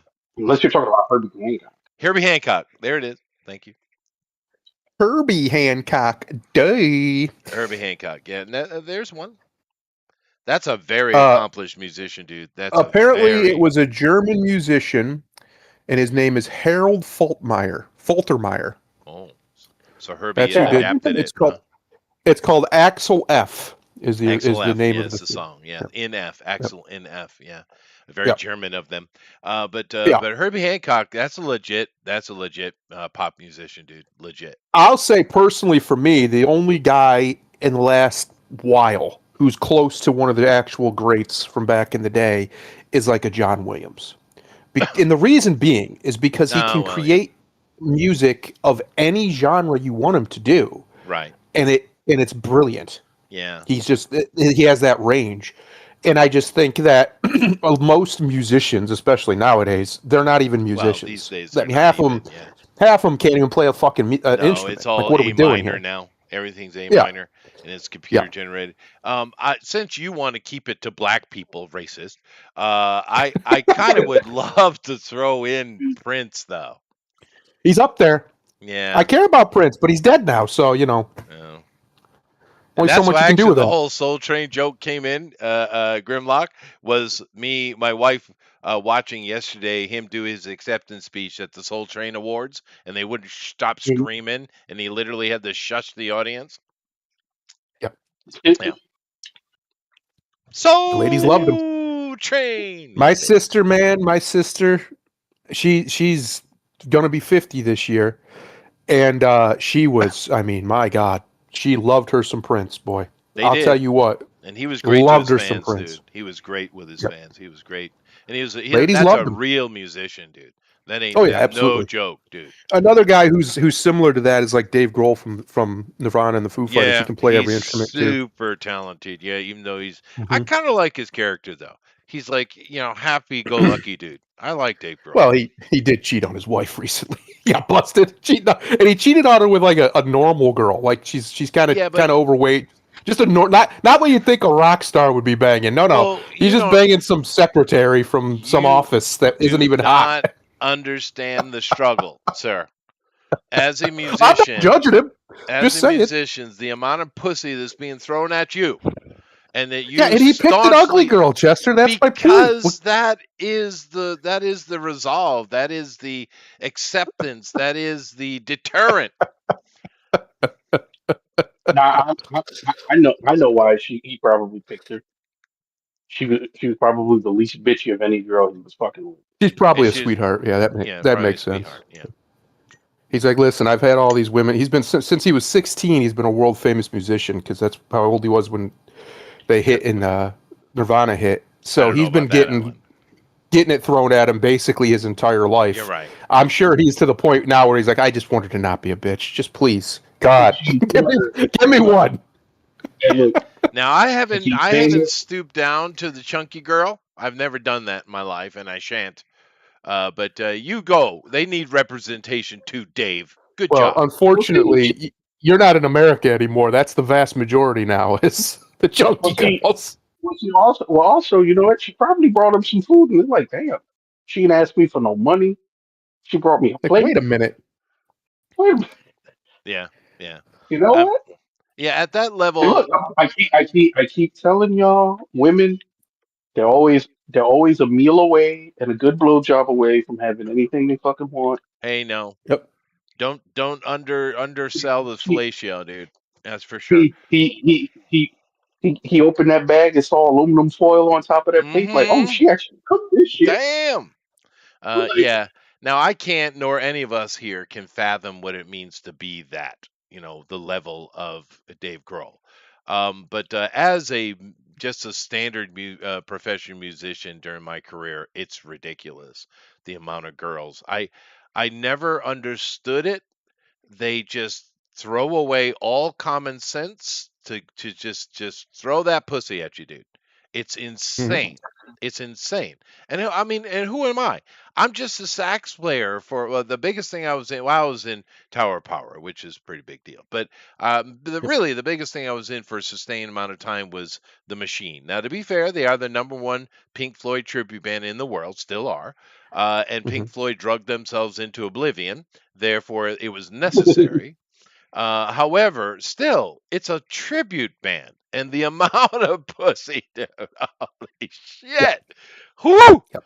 I don't get girls. I don't get it. Chester, if your wife was like, I really like this, pick an artist, right? Pick some guy. And she wanted to go to the concert alone without you, would you let her go? Depends on the guy. Depends on the concert. He's younger than you and good looking.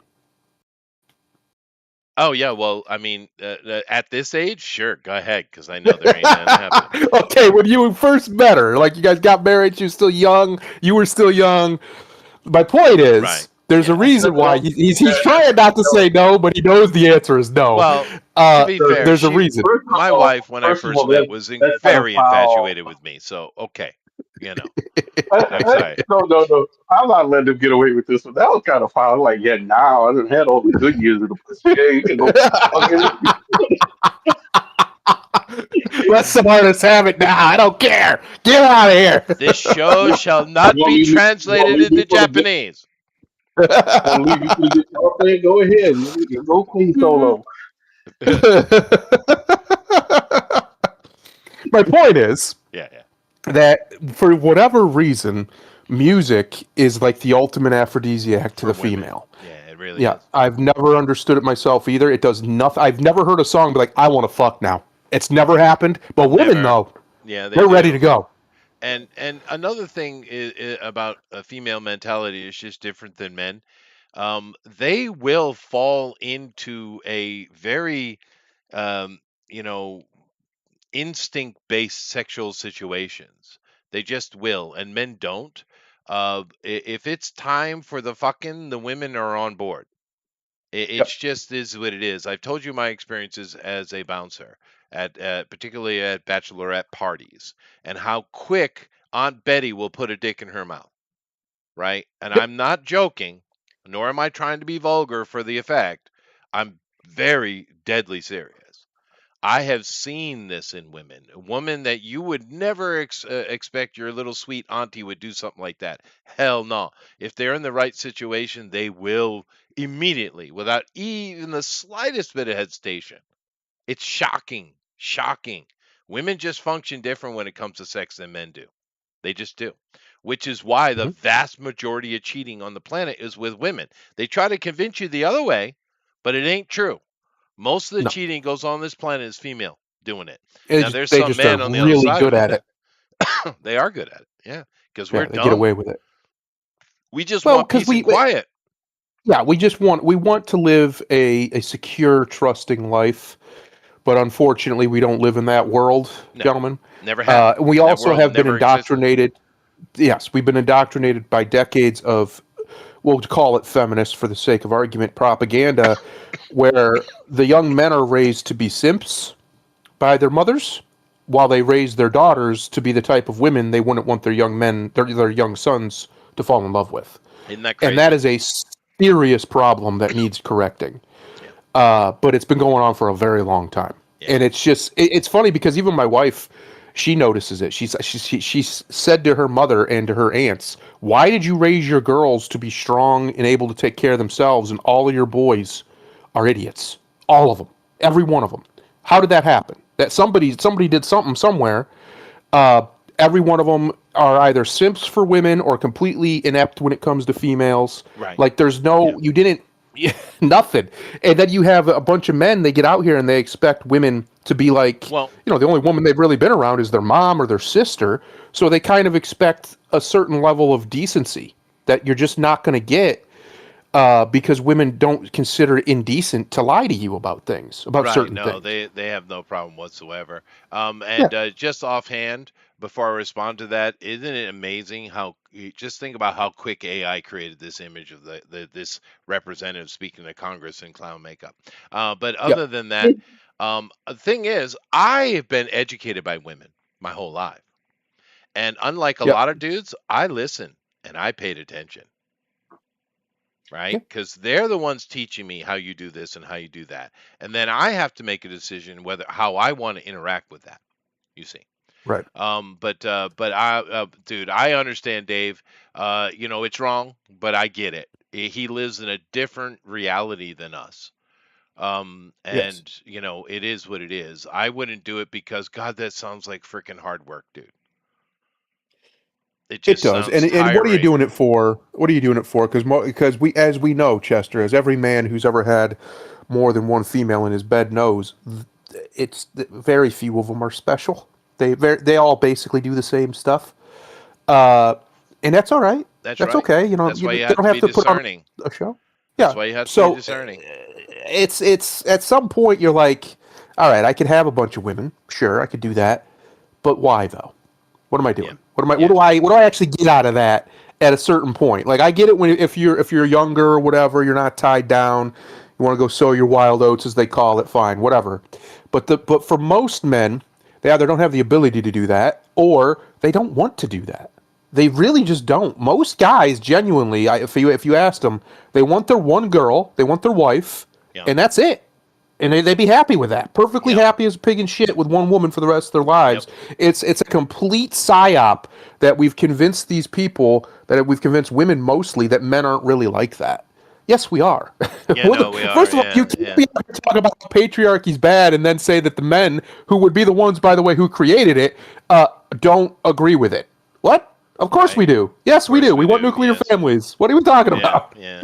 Anyway, it's all what's been going on, this socialist attack we've been under worldwide for a while. Anyway, let's move Yep. on. So we have our situation where Paramount won. Okay. Yay! Netflix capitulated.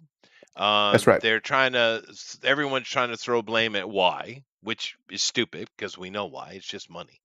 But let's see Also some of because the. Yeah. Netflix was breaking the law.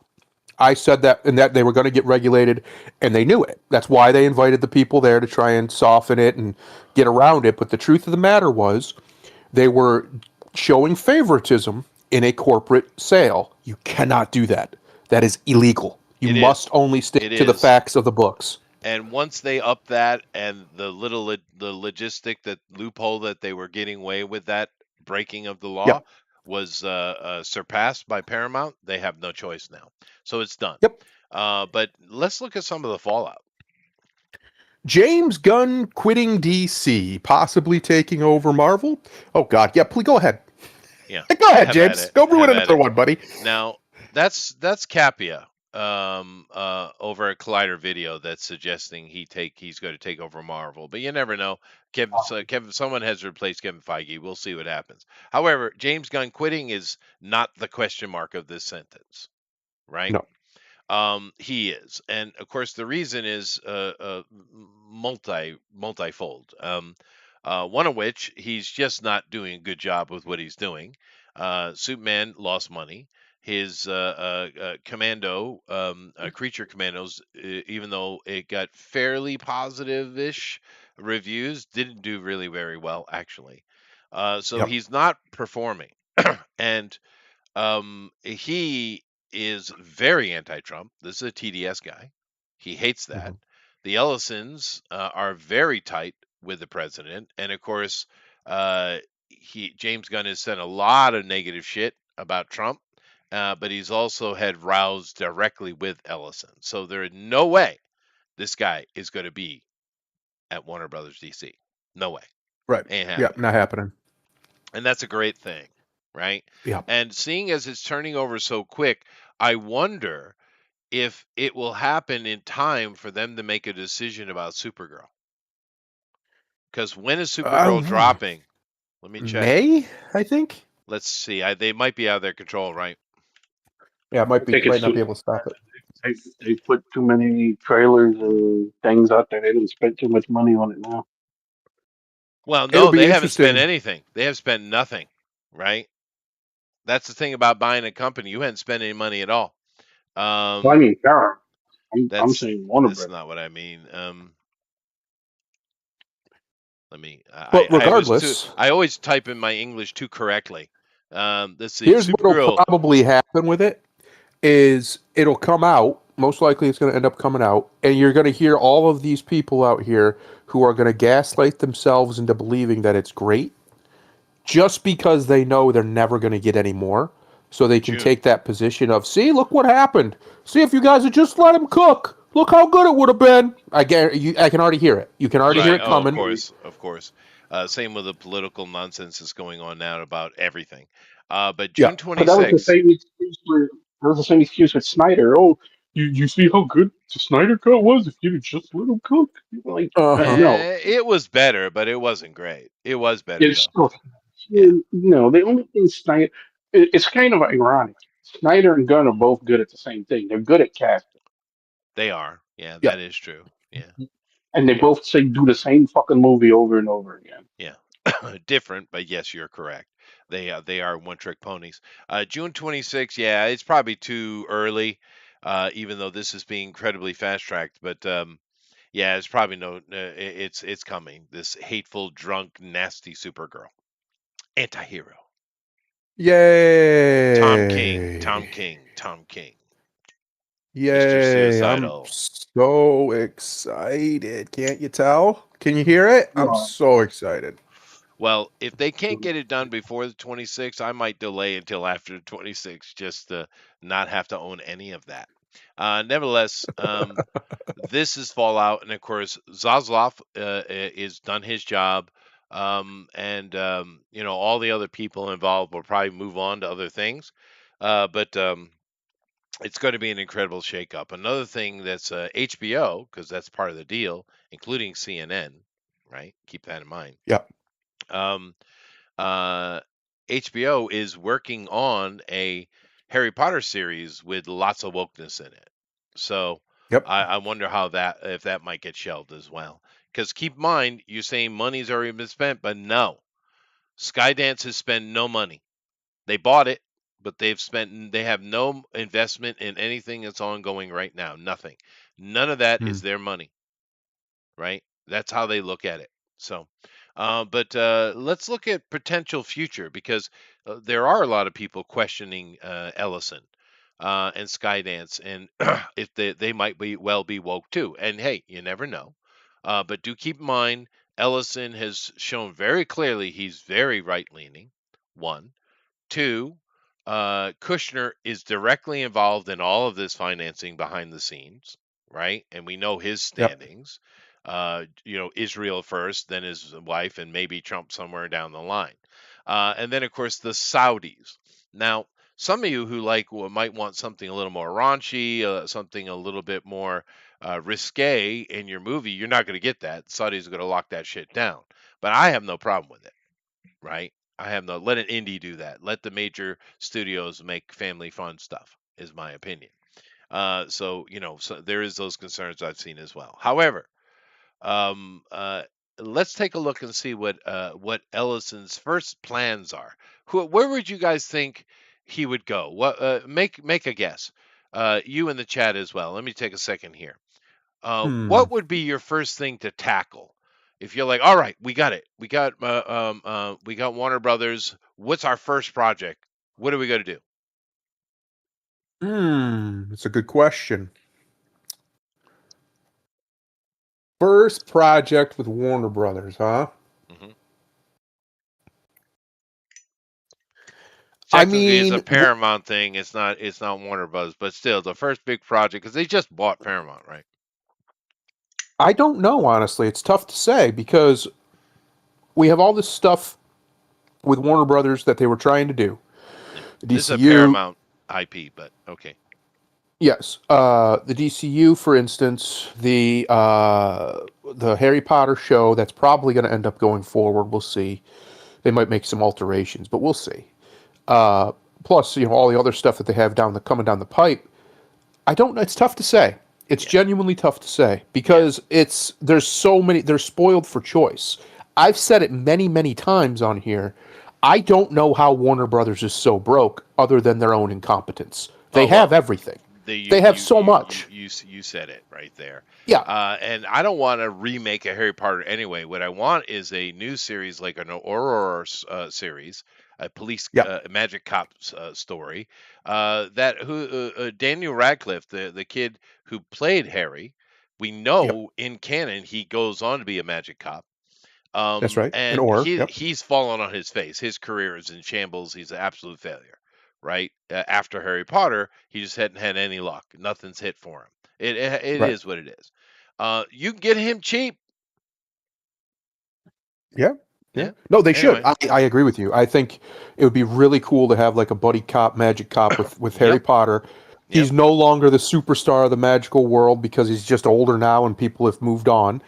And because that's what happens. And now he's just a regular cop. And we get to watch. Baby. Yeah. It could be really cool because she did it. The thing that she did better than anybody in recent time is her world building. She built a really cool, interesting world. Let's play in it. And you could keep using Harry because, like you said, we know what Harry did. It's not a mystery. She wrote it out. She told us what he did after school. And it makes sense for him, too. It's the line of work you would think he'd go into. Yeah. So I think I agree with you wholeheartedly. In fact, I've wanted her to write that book. In fact, like let's see him as an older man trying to stop some bad shit as a cop. Police cop. And her Magic cop. naming convention, not her naming, her her language convention that she used in her writing is very clever and interesting as well, right? Yep. For a linguist like myself, I see everything she's doing. I get it. It's cute. But Mm. boy, does it work. She was really good at that. You got to give her credit. But no, none of that is true. Grimlock, you have one guess, Well, sir. The chat, hmm, Alan said Dead Man, a crime noir Dead Man movie. That could be fun too, though. their first project. It's a Paramount property. Yeah, yeah, yeah. And God, you know it well. It's super famous. they're gonna fuck up Twilight Zone again. Nope. They might do that too. Nope, dude, look That at could that. happen. Look at that. That could happen. Oh, a little GI Joe movie, huh? Well, they already Mhm. fucked that up once. Let's see if they can do No. it. Let's see if they can do it again. Go ahead and read it. Paramount wants a GI Joe movie, 80s style action, true to the animated series. Now, there's So you two let it things. Under. Well, there's two things in this project. One is a new animated series. Two, live action, but based on the 80s.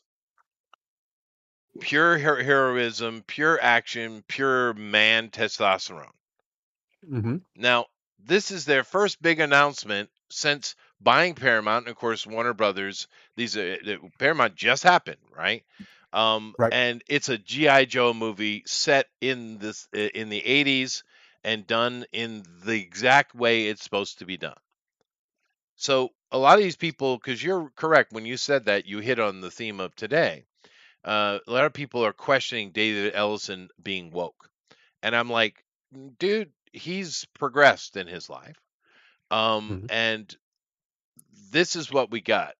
You got Yay America. You have the American halftime show, not whatever this thing is in the Black National Anthem and all that nonsense that they're doing with a gay Mexican man who they tell us is world famous, even though no one's really heard of him. And he's going about just the absolute shitting on America the entire halftime show. No, this is America. Fuck yeah, and I love it. Fuck yeah. Yeah, I love it. Yeah. No, it could be good. It could be real good. We'll see. We'll see. We will see. Yeah. But it just goes into some of the details of the two projects. Although I don't think this article deals with both projects. There's another article that deals with that. But it's just kind of looking at what they want to do. And they're very emphatic about really catching the energy, the masculine energy of the original 80s show.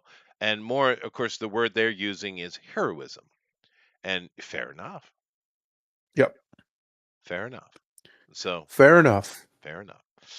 Anyway, so there's a little bit of a look at what's going on. We've been covering this course since the beginning. We made our prognostications and successfully, I'd say. Yeah. We're looking at this is the first big announcement, and what else will we get as time goes on? It should be interesting, but we're definitely seeing the death knell of woke. It ain't dead yet, but we're seeing its death knell, and this is a big hit to it for sure. But then something else kind of popped up in my feed, and I was like, "Huh." Oh, popped up in his feed, ladies and gentlemen. God of War series begins production. First look at Ryan Hurst as Kratos revealed. Is Okay, this now, supposed to be an older Kratos? Because that man yeah, he doesn't look young. he's not, and he doesn't have the body you would imagine. But then again, that's kind of rough. It is a video game, and the Yeah. story they're going with is also an interesting choice. However, it's this dude, the buddy in Sons of Anarchy, who ended up getting killed in the Mm. prison, right? Mm-hmm. Who had the porn star wife, and that guy from the Yep. Sons of Anarchy. I haven't really seen much of him since then. Whereas the kind of real ugly bad guy shows up in everything. That guy's everywhere. Yeah. But that's who this guy is. Okay, okay, he can act. He can definitely act. But you're right. He's older. He's nowhere near as jacked as Kratos would be. But but that's tough to do. You can give him a pass on that. Yeah, finding a person. To be fair, the level of fitness he's in, I'd say, is pretty good. But he's old. But then again, if you're looking at the timeline of God of War, even though he's a god, therefore he wouldn't age, it is later in his life because the story they're doing is the new one, the new God of War. Of course it is. Uh, It's not even uh, God of War. Yeah, It's yeah, God of Boy. yeah. it's got a boy. Skip, Yeah. yeah. Now, and there's certain things. The story is not bad. It's just if you're a traditional God of War player, you might not like it very much. But the story is Correct. pretty solid. It's a pretty solid video game. Now, the first thing that comes to my mind is the boy, and I forget what his Callum Vinson. Never heard of him, of course. He's just a little Irish boy or wherever he's from. But the first thing that comes to me is he's way too young. Now we know this is a Daniel Radcliffe situation where he's probably 5 years older than he looks. He's just teeny because that's how they do that. Because Yep. kids are a major pain. Kids and animals are the worst thing to deal with in Hollywood. Well, so they say. But this kid's too little. I've seen this game. I didn't play it, but I watched my son play it. He loves God of War. And that kid was a tween, right? Yeah. Was his Mhm. age. And this is an elementary school student. This is what he looks like he's 7. It's not right. I didn't instantly. That's my complaint. Not the guy isn't big enough or he looks too old.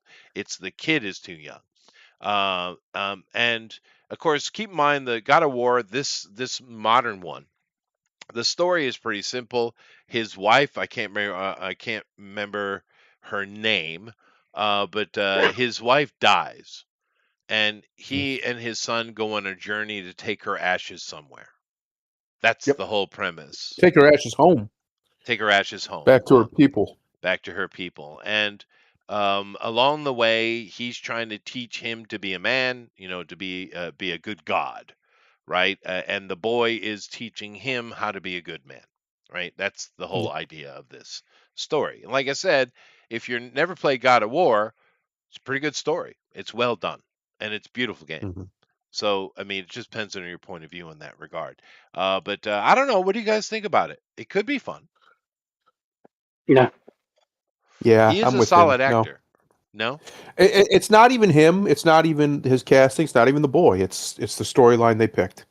Because all it's going to be is just like the game is shitting on the original God of War. Even the guy who does it now has said things that are terrible about it that are simply untrue. There's people out there who will straight face tell you that the original God of War series was immature, that it didn't deal with anything, it didn't have any, and it didn't have any actual What? deep storytelling in it. Yeah, What? I'm telling you, they're out there. They're retarded, but they exist. And I said, that's just retarded. Did you actually play them? Because that's not No, true. dude. I These never are played Greek them. tragedies in video game form. That's what they are. are. They're really, really heavy storytelling. I never played Yes. it, but I watched my son play every single one. He Yeah. loves God of War. And I've seen the storyline in every one, and it's very deep what's going on. His family wiped out. He's wants vengeance, and he takes it to the gods. And in each situation, they take the parable of the gods, right? Sisyphus Yes. and Prometheus and all those kind of things, and they look at the fragility and the foolhardy idea of the so-called God's concept, right? Right. And how they But see see, the world. they didn't have a scene at the cafe where they talked about their feelings, so it wasn't No. mature enough. Wasn't a lot of that. Yeah, but Wasn't a lot of that. the storytelling is deep in God of War, dude. Deep. I know. Yes, but nobody was sitting around eating baklava talking about their feelings, so that's not emotion. You're right. You are correct. We didn't have a 30-minute minute. segment where you're just walking around talking. There But was none of that. Nothing on baklava though, because that is beloved. No, As it's is just Turkish delight, the new which is games. technically The new Greek, games. but don't tell them. The new games would be fine if they were their own thing, but they're not. They have Kratos right there front and center, besmirching him as if he was some terrible monster when he wasn't. He was trying to make right the things that he made wrong. That was the point. He wasn't Right. just after revenge for Ares. He wanted Ares to face some justice for what he's done. Right. And He does in the first game at the He end. He does, literally for usurps him. sure. So it's not, and then the second game, you come to find out that his daddy is actually Zeus, and he betrays him. So he's like, Right. "Well, you son of a bitch, I'm coming for Right. you now." Well, And that's that. You're off to the races. yeah. Now the Which people who makes sense made to the do. well, yeah, but A the bit of a people dick. he is. But the people who made this game, they don't know God of War. They just made their own game, in which we see, unfortunately, a lot of. Yeah. However, what they really should have done is having him ascend because he caused so much chaos that the over gods task him with doing the job that he's eliminated, and he along the way has made a few kids because he's a dude. And this kid, he should have been him as a young man, and trying to follow in his father's footsteps, good or bad, right? They Right. shouldn't have had Kratos at all in it. It should have just Or been if he was a the a cameo in the external beginning. force. Right. Yeah, he's not the main character. Right. Because his story was done. You did it. You nailed it. You pulled out did. of it. It was And- good. It was over. There was no reason to keep going. Right. And doing it this way, where now it's the son's story, you can see him end up making the same damn mistakes that Ares and Zeus and the others made, because he in the earlier games, he was immature in his taking on it, not understanding there's more to it. And along the Yes. way, you could have built that, and him ended up doing the same foolish shit that they did because it's what needs to happen, right? The responsibility of it.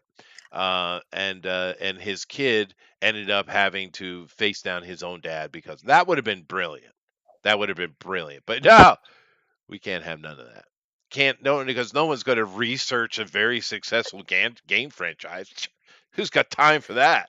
It was one of the earliest examples of destroy the hero that they did out in popular culture, where they just couldn't help themselves. They had to bring back a hero whose story was told so that they could make him less than, or try and pretend like they were redeeming him for the bad things that he did, but really all they're doing is just shitting on the legacy of it. That's all they're doing.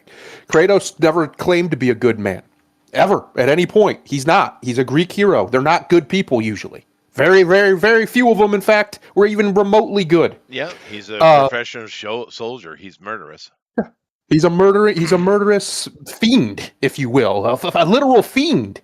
So this idea that we needed to moralize him and make him into a modern version of a good man is the whole problem. It's deconstructionist Marxist bullshit. The story worked because he isn't a good man, and he's not trying to be, really. He's trying to get justice.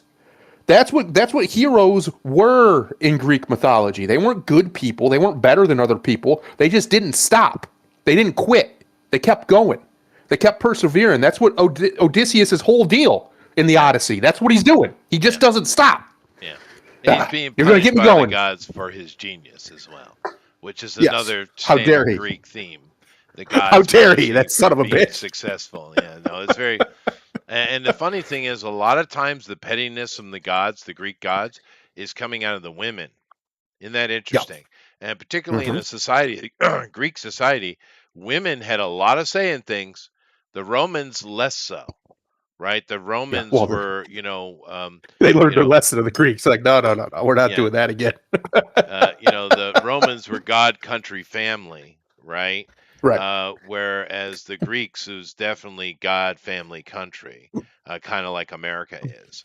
But here in Japan, I don't really know where family or God don't even come into the conversation. But nevertheless, so it is what it is.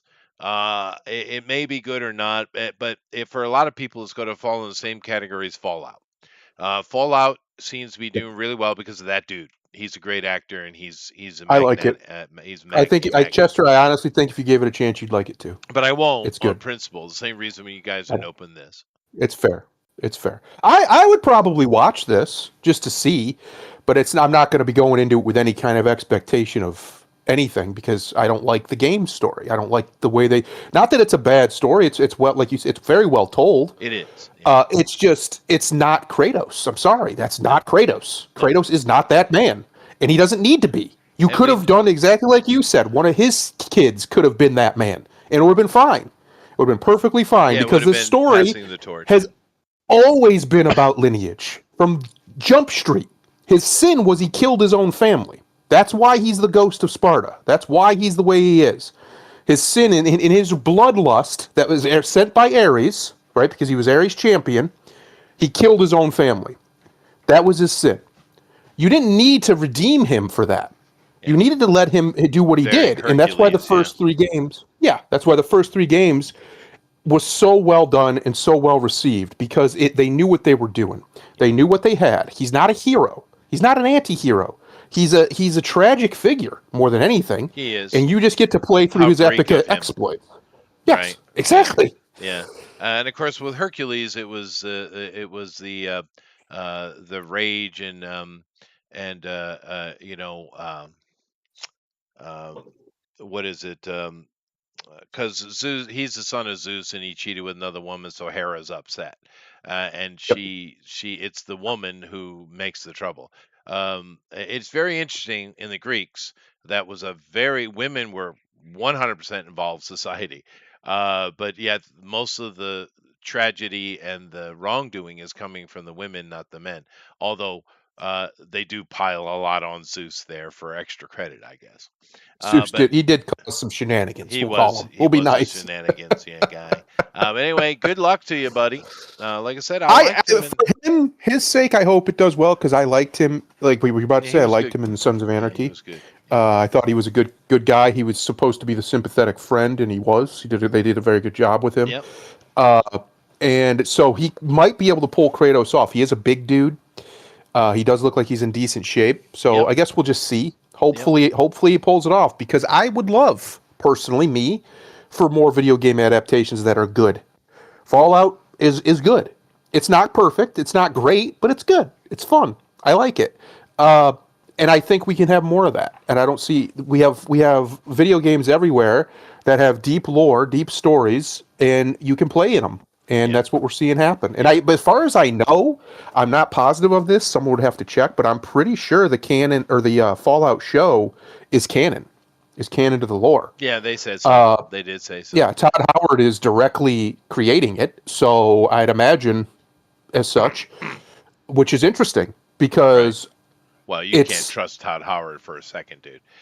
no, of course not. But it's interesting because I'm not necessarily against the idea of mixing the media to advance the plots and the stories of these things. As long as you do it well, right? Because they've been doing it for years with books and comic books and stuff, right? Video games all the time have that. Look at Halo. Halo's got a ton of stuff that's never been in one of the games. And I think there's nothing wrong with that, but you just have to make sure you're doing it, well. That's important. It's very important that it's done well. It is. Roger Sear Immense asked if we're about Christopher Judge. Dude, everyone loves Teal'c. What are you talking about? I'm gonna be cynical here and say I think they decided to go past the original 3 games specifically to this part of the story because they love that because we've seen this the hero that's now the old bitter man who needs to be reprimanded for his we've seen this, we know why, that's why they fucking picked this version. It's not even to play with the lore. It's to show Kratos he was wrong. Fuck you. Yeah. No, I get it. I understand 100%. But Roger, Imagine it's kind how of like cool. Michael Dorn. We all love Worf. And We do love Worf. Who's the black dude who did all those great voices, like for gargoyles and stuff like that? That black voice Keith actor. David. What's his name? Keith David. Keith David. Yeah, Keith David. Yeah, that's another one. We love Keith him. David's a good time. Yep. Yeah. Big fan of them all. They're all good boys. We like them. Yep. I would have loved if this was OG Kratos, and they were going to be faithful. I would have loved for that to be made into a series because Dude, for one, it would shut up all these retards talking about how this isn't good storytelling. Fuck oh my off. God, dude, you could make an amazing series with that dude. An amazing I know. series, and it would be. And you talk about anti-hero. That's how you do that. Yes. Because he's not actually a hero, but you understand him. Yep. right? You understand his motivation, and it also gets the series wouldn't be like the game in where you're constantly peppering in, almost teaching a younger generation the Greek myth. You don't have to be that heavy handed with it. But No. yeah, that would be awesome. It would be awesome. Yep. But no, we don't get that. You get data boy, and if you complain, you're some kind of a bigot who doesn't understand mask. I literally had some guy one time on Facebook who, because we were in we'll call it a debate about these games, and he literally said, "Well, you just don't understand masculinity if you don't like the new game." I'm like, shut the fuck up, faggot. Shut up. Dude, Shut up. I have a dangling bit that tells me I understand masculinity. If you can't, it's kind of like the people who, because there are people who, and Chester, I'm going to blow your mind. There are people on the internet who will defend to this day the Halo series and taking off Chief's helmet. They'll defend it. They have No, all kinds of stupid. justification and rationalizations for it. And I say, you're just a retarded person. You're dumb. You're one of the saying dumb things Yeah, for dumb It's reasons. one of the reasons we love Carl Urban. Yeah, because he'd have kept that fucking helmet on. He Boy, did. you'd Well, never he seen his did. face. You wouldn't did. have known it was him if they didn't tell you. That's what he'd have done. That's true. Yeah. But just so you younger folks know, the dangling bits, as you get older, the scrotum starts to catch up with the penis. Oh, God. Just so you know. It's coming for you. It's coming. Anyway. Get a net to. Well, I don't know why. It just keeps growing. What are you throwing me for? So, anyway, let's move on here to the opposite of this.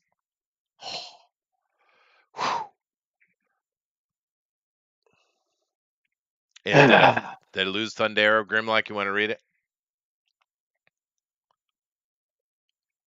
Unsurprisingly, James Bond goes woke with at Amazon with Emma Corrin Bond girl rumor spreading. Now, we know it was doomed, even though you're getting Jeff Bezos come out and say, no, it's got to be male and British. Sure. Mm-hmm. But I don't know whether Broccoli sold that. Well, I'm looking at this picture of who they're trying to phrase as a Bond girl. He's not exactly lying. Well, this girl is, I don't really know her, but she was in the Deadpool Wolverine movie as, I don't know the character, but no. She played the, this character, Charles Xavier's sister, Cassandra Nova. She played Cassandra Nova. And they're calling her non-binary. And it's like, yeah, I love your new language and all, but that's just what we call a feminist. That right there is a bra burner, is what that is. Right? I mean, it's just a feminist. So stop using these stupid words. She might well also be a lesbian because many of them were. But that's just a feminist. Look at her. Look at it. Mm-hmm. And now, can they clean her up, shave her arms? The Pixie actually works on her, the haircut. Maybe no, do it doesn't. It can. No, I bet you clean that up No, real well. You clean She her looks up. like she's cosplaying. She looks like she's cosplaying Sinead O'Connor on Skid Row. Yeah. That's She's a not a good. feminist. A lesbian feminist is what she is. But I'm saying That's you not could clean it up. attractive. But the point is, why should you have to? Oh my gosh! I The come point- back in here and I see armpit hair. What are we doing, Chester? This is the Chester, new Bond what girl. are we doing? The new Bond girl. Hello. Oh The point, Lord! Here we of go. a Bond girl. The Yeah. point of a Bond girl is to be attractive. If she Just reminds smoking you of hot. Sinead O'Connor on Skid Row, Yeah. that ain't it. No, it's not right. Matter of fact, let's see here. The best Bond girls. Shall we? Oh boy, Shall we get triggered. indulge? You are Shall about to we? get triggered, Yeah, sir. well, hold on a second. Okay, here we go. This is Collider. Let's go there because they're always wrong. Uh-huh. Yeah. These guys, I used to watch them all the time. John Campy and them. But they Get went out woke. of here. All right, let's see Mr. what we got Looking here. Number 20, Fiona Volpe from Thunderball. All right. You're not giving me the best scene though. Let me see if I can find something. Men's Journal. Let's see. Maybe they're probably all gay now, aren't they? Most likely. Go back up. Oh, never mind. It's just formatted really badly. Holy It is crap! Yeah, very don't do that bad. one. Yeah. Let's see here. The top best Bond girls rank. Let's see what the Brits No, think. no. No, fuck them. I got the best. I need to quantify this with an adjective. Okay.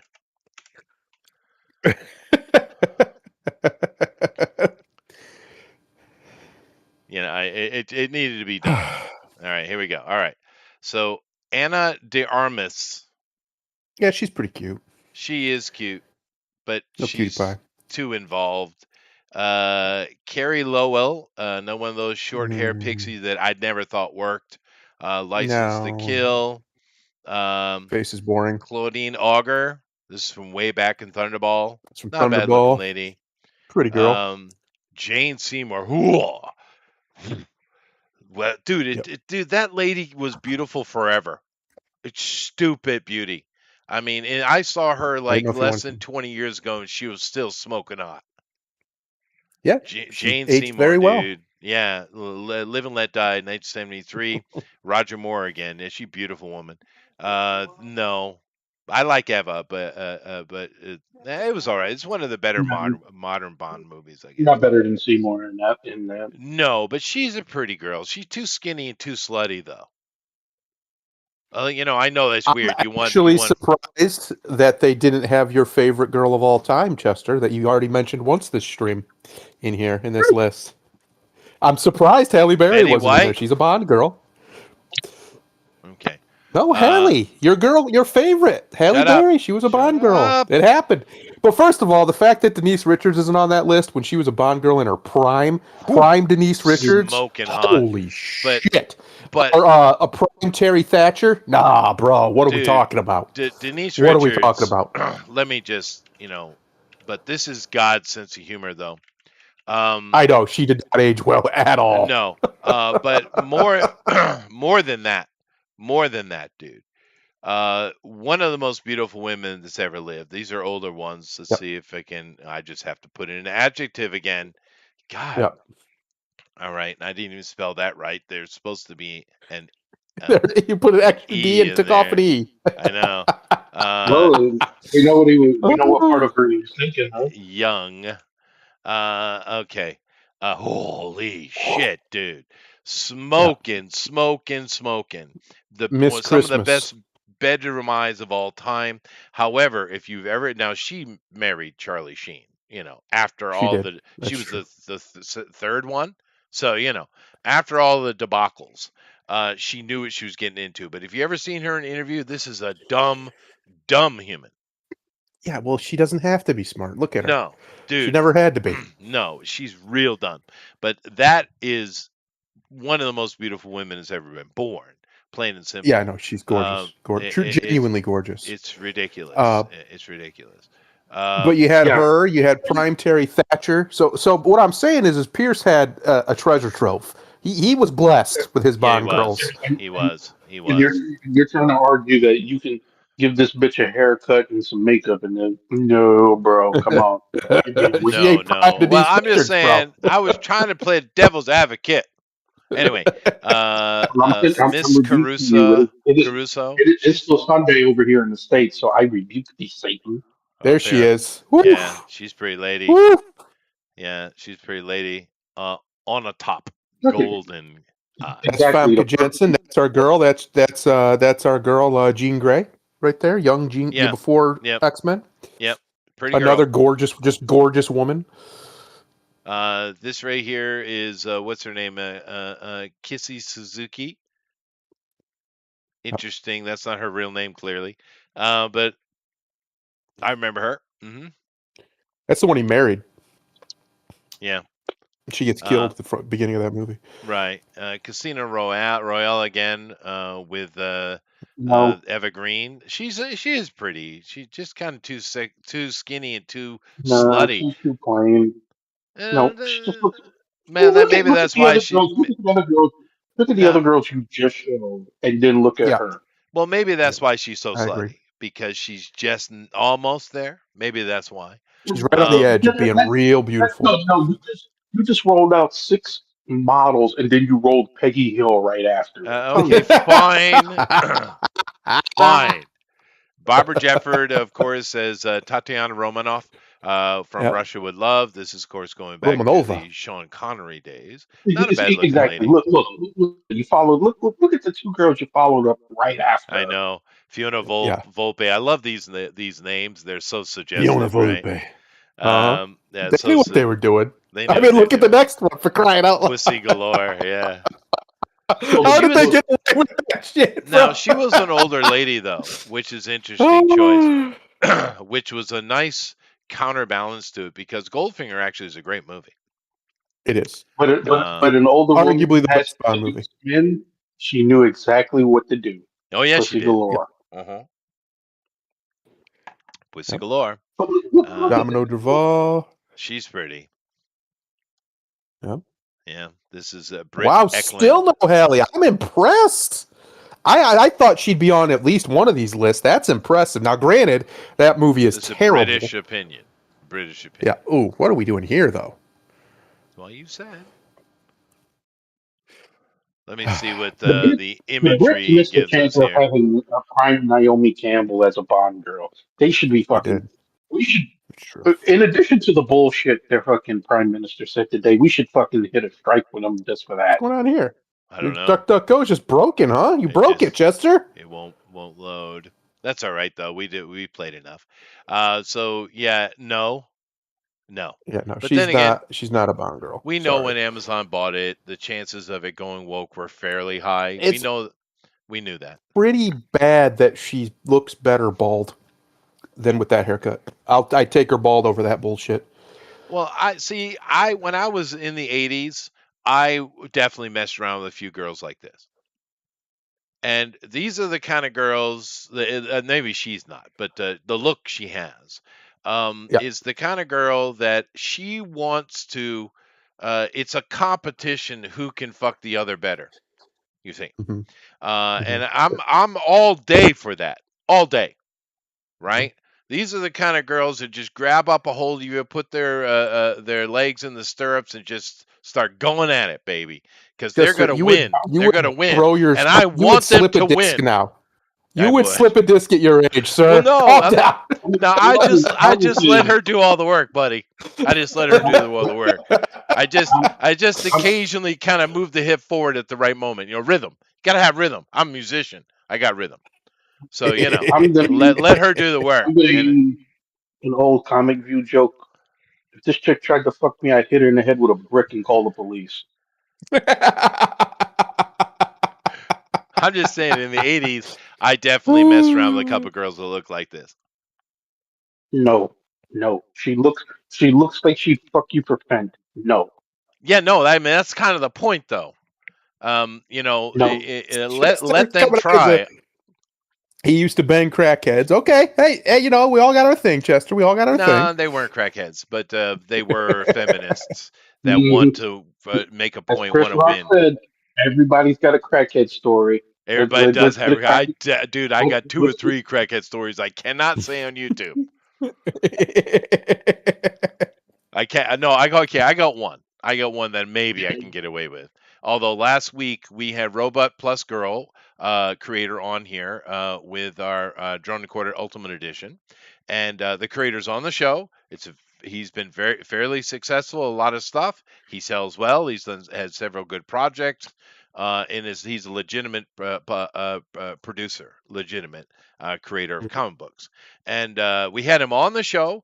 Him with his comic because it's releasing this week, the 11th issue, and I got struck by YouTube. Not struck, but they wouldn't allow the show to be monetized, which I don't monetize anyway.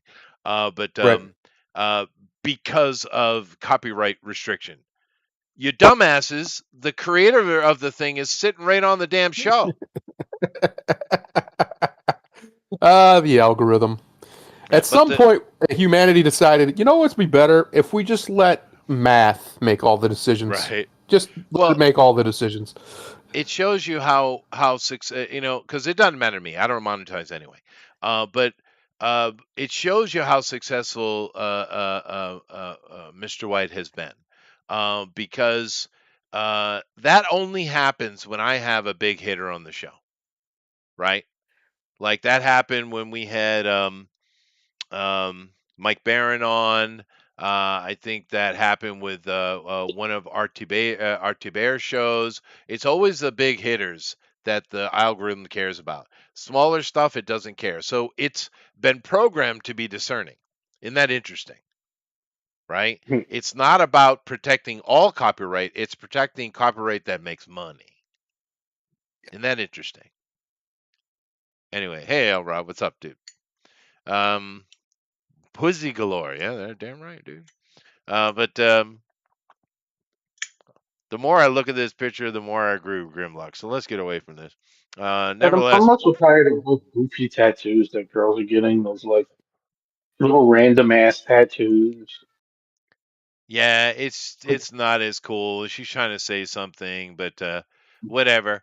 You go, lesbian feminist. Anyway, these are some things I could have spoke about. And if anything is interesting to you guys, let me know.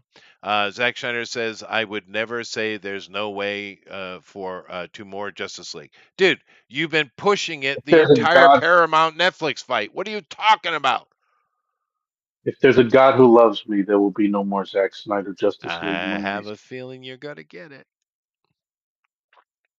I have a feeling me and God's gonna have that talk when I get up there. Fair enough. But Zack Schneider and his Schneider Cut boys, they have influence, dude. They have influence. And to be fair, his director's cut was better, but still a Zack Schneider DC movie. So what are you gonna do? The best one he made was Man of Steel, and that's just rife with the misunderstanding of Superman. But there were some good action scenes in that. Although there were, But if that's your best movie, it's like, bro, hang it up. yeah, well, Because I'm like, I felt bad for Superman fans after. Between that and Batman versus Superman, it's like, damn, y'all. dude, it visibly. I left the movie theater pissed. I was literally angry. That doesn't happen. I don't take shit that seriously. But he's so disrespected Superman. It pissed me off. Here's the thing I was talking about where they were doing. It's actually two GI Joe movies, not one. DC fan thinks James Gunn DCU is dead. No, we don't have to think. We know. Warner Brother Games teases return to biggest franchise, Batman, Harry Potter. Well, first of all, Batman Batter would man. be better. But Harry Potter, that video game was a smash hit. They better That make game's another one. awesome. Yeah, It's a good time. I'm not even a big Harry Potter fan, but I like that game. That's a good time. We need yeah, more of that. yeah. No, I've sat and I watched. My daughter always travels with her Switch because it's so easy, and she'll come down and visit us from time to time. She and her husband.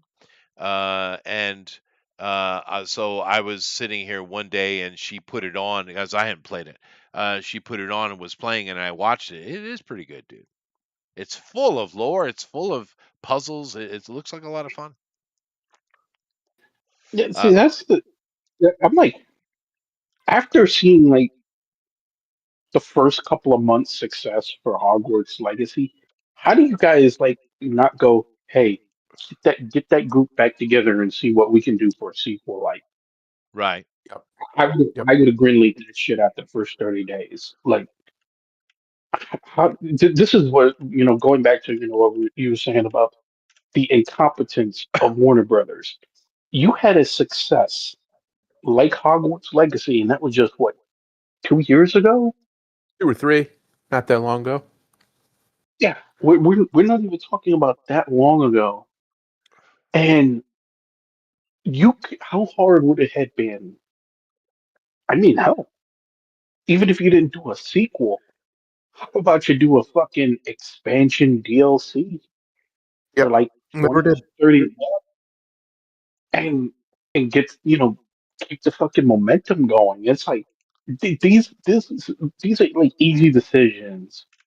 You should have fucking that should have been a no brainer Yeah. Yeah. to fucking do. But uh, like you said, incompetence, and and it seems to be more. it happens more often than we seem to think. It does. That's Yeah. That is definitely true. And before I move on, I have to deal with the booster. Booster Oh, Smeg. booster. This slang came out of a little BBC show. I think it was BBC. It was British for sure. Called Red Dwarf is where that became popular. And if you haven't seen Red Dwarf, what are you doing? It's a good time. But of Yep. course, it's a slang version of the word smegma, which comes from the ancient Greek word. You ready for it? Smegma. Boy, that's a Brilliant. direct word that survives. Usually they're slightly different sounding, but no, it's literally smegma, which actually means soap in Greek, ancient Greek, or even modern Greek. It means soap, but of course we use it, and came popular about 200 years ago. Booster, just for your historical information, to describe the cheesy substance that collects in the genitalia area. Yep. Okay. Sorry, emergency history moment there. I had to act. I had to act. But anyway, so that might have been interesting, but I had so much to talk that, about. Um, that'd make a great YouTube short. Kaiju teaches smegma. Kaiju teaches Smegma. Yeah. Will James Gunn resign? Yes. Josh Horowitz teases Batman versus Superman 10-year special. Oh no, Zack Snyder, your favorite. Why? Uh, Why? Why yeah. would you celebrate 10 years of that shit? I don't know, but we're getting Justice League Rebirth with Zack Snyder. Yay! Jonathan Yay! Major Just what makes we movie needed. comeback with untitled Daily Wire action film. That's interesting. So the Daily Wire gave him a shot. Because to be fair, what he did, he should not have got the flack he got for it. He should not. That was bullshit. She was the aggressor, and he was doing everything he could to get away from her. It was complete bullshit. Now, I don't know if he's a good guy. I don't know if he's done other bad things. I don't know. But that thing where he, supposedly hit a woman, that wasn't fair. That was not And it fair. show the man running for his life to get He away from that crazy bitch. he was running for his life. Go watch the video. That he was railroaded. That's what Complete I'm bullshit. saying. Yeah. Well, he was Anybody, scapegoated. He was. But here's the thing. He got absolutely annihilated.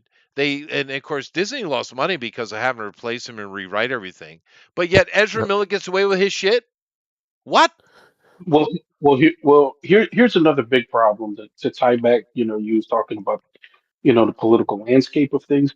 One of the biggest problems we have in this country, and Trump unfortunately cannot fix this by himself. We have way too many fucking activist judges Oh that yeah. are That is a out problem. here that are making decisions. And the worst thing you want, especially as a man, and it doesn't even matter what race of man you are, if you are a fucking man and you have a judge and they are known activists and they're female, you are fucked. Yeah, I don't no. give a damn who It's your true. bully is. It's very I don't give a true. damn how much money you got. You are fucked, my Yeah. friend. Yeah. Because Yeah. I've seen so many cases. I'm pretty sure people who watch channels like Legal Mindset or the Lead Attorney and whatnot, where you go in and you have these judges and they're known. These people are fucking known problems. And for some reason, they don't get removed from the bench. I don't know how these people don't get removed from the bench, but they don't. Yeah, well, But it is a huge problem though. Booster does say, "Can Kaiju teach me to clean my smegma?" Sure, get some smegma. Sorry. clean smegma with smegma. Yes. Yes. Well, it does mean so. Yep. Yeah, but you're not wrong, dude. You're not wrong, 100%. But this guy was railroaded. Interesting, the Daily Wire, they like to support railroaded and cheated actors, like And the Muscle Girl you like there. it's really crazy because for like a year he was like just about in everything. It was like he was everywhere, he was in everything, He's and a pretty everybody was solid talking actor. about how he's going to be the next big thing. And then you hear this one thing, and like before all the evidence even got out, we're like, well, fuck Yep. that guy. But yet Ezra Miller gets away with it. Isn't that interesting? I don't Uh, know how the fuck Ezra Miller got away with choking a bitch on camera. yeah, Literally choking a bitch right. But he was also on he camera. likes hitting people. He got in trouble for hitting people in a bar in Hawaii, and Well, their police arrested him actually. well, That's the thing. Because, like, all right, so I know you don't follow sumo, No. but there's a huge scandal going on this week about one of our former Terra no Fuji, Okay. who took over he took over the stable that was given to Hakuho, and because of some bullshit, he was stripped. I And see. apparently, there's a story going on that Terra no Fuji got into a argument with one of the wrestlers at the stable, and they said he exhibited violent behavior where, quote unquote, they said he brandished a bottle. Does not say he hit him, does not say he threw the bottle. From everything that I have read about this story, all that I know is that him and one of the wrestlers were out at a bar, they was drinking, they got into an argument, and the argument got heated enough to where Right. Terunofuji picked up a fucking bottle. That's not the first time Nobody that's has yet, happened, though, buddy. yeah, but nobody has confirmed or even said, yeah, he hit him or he threw it. Right. Nothing. This Just that kind he of brandished the this bottle. exact situation's happened with several wrestlers. Now I don't follow sumo. So, but what everybody's saying, like I'm in several groups, and everybody's saying, well, his punishment has to be worse than Hakuho. They have to strip him. They have to do this. They have to do that. And it's like, wait a minute, calm the fuck down. Brandishing a bottle means he picked the motherfucker up. Right. No, I get Show you. now. If you say he hit the man, he cut him, or did what, then make the proper punishment. But Right. I'm not about to fucking strip the man of everything because he got into a drunken argument. And neither will they probably because it happens often. I don't follow sumo, but I've interacted with sumo on several occasions. The Yeah, ego is off the freaking charts, and yeah. they are fucking bullies, dude. They are But bullies. yeah, but I'm saying you're really, really ready to strip the man of everything from a drunken argument and on basically with little or no evidence. You're just going by what you've heard reported, Nah, and I'm thinking, wow. the And sumo and you, council and so probably won't go that far. but you can see how easily the people who are hollering for Terra Fuji to lose his shit are the same people who hollered for Jonathan Majors to lose his shit with no evidence. Yeah, no, that's true. But I doubt it'll be that severe. He'll get a slap on the hand for that type of activity. Other things they will get in bigger trouble. That happens too often, and they don't do anything about it really. They'll Oh, just kind of save face in the media. But if you have not yeah. seen it, look at that He-Man trailer. Oh, okay. For the video game. Just real quick, A Knight of the Seven Kingdoms finale is that's not great numbers, but it's good for a lot of stuff these days. People are loving that though. I've heard nothing but good Here about it's this. quite good. Yeah, yeah. Well, since we're talking about that, can we just say this? Um, can we get these companies to admit that streaming has been a massive fucking failure? Because 9.5 is good, 9.5 million is good, but if this was like on like how it was like 20 years ago, that shit would have had like 20 million views real easy. Hmm. I, Uh, I, I sorry, I hit the wrong button. All right, here we go. This is a video he was talking about He-Man and the Master of the Muse. All right, cool. Cringer, stop cringing. Okay. I would say, yeah, it's probably a good idea to leave it on mute because you got some copyrighted music. I don't want you to Yeah, get in yeah, trouble. sure. I know, I've learned. Even though it's Dude, it it's looks some kind of great like Golden Axe, man. copyrighted music.